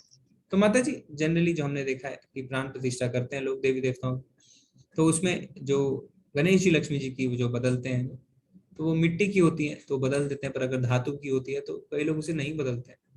तो ऐसा तो हमने देखा प्रभु जी, इतना ही मैंने तो ऐसा ही देखा है कि अगर मिट्टी के होते हैं तो उसे विसर्जन करके दोबारा लेके आते हैं, पर अगर धातु के होते हैं तो बार बार नहीं बदलते। ठीक है माता जी। माता जी आपके पास कोई चैट है क्या? चैट में कोई प्रश्न? नहीं है प्रभु जी। ठीक है, तो फिर हम आज चलते हैं। आप सब का बहुत बहुत धन्यवाद। आप आज के अध्याय का 28वां श्लोक जो है उसे आप अभ्यास करके आए तो कल हम पठन कर सकते हैं। बने रहने के लिए बहुत बहुत धन्यवाद। सभी वैष्णवों के चरणों में प्रणाम। वांछा कल्पतरुभ्यश्च कृपा सिंधु एव च पतितनां पावनेभ्यो वैष्णवेभ्यो नमो नमः। अनंत कोटि वैष्णव वृंद की जय, श्री प्रभुपाद की जय। हरे कृष्ण। सभी को धन्यवाद प्रणाम। प्रभु जी एक हैंड रेज हुआ है। जी जी ले सकते हैं माता जी। हरे कृष्ण। हरे कृष्ण ललित प्रभु जी। हरे कृष्ण ललित प्रभु जी। प्रभु जी अनम्यूट कीजिए। हरे कृष्ण। ठीक है नहीं माता कर जी, पा रही नहीं हो जी। पा रहा है, कोई बात नहीं, कल उनसे पूछ लेंगे। ठीक है, हरे कृष्णा। सभी को धन्यवाद प्रणाम। हरे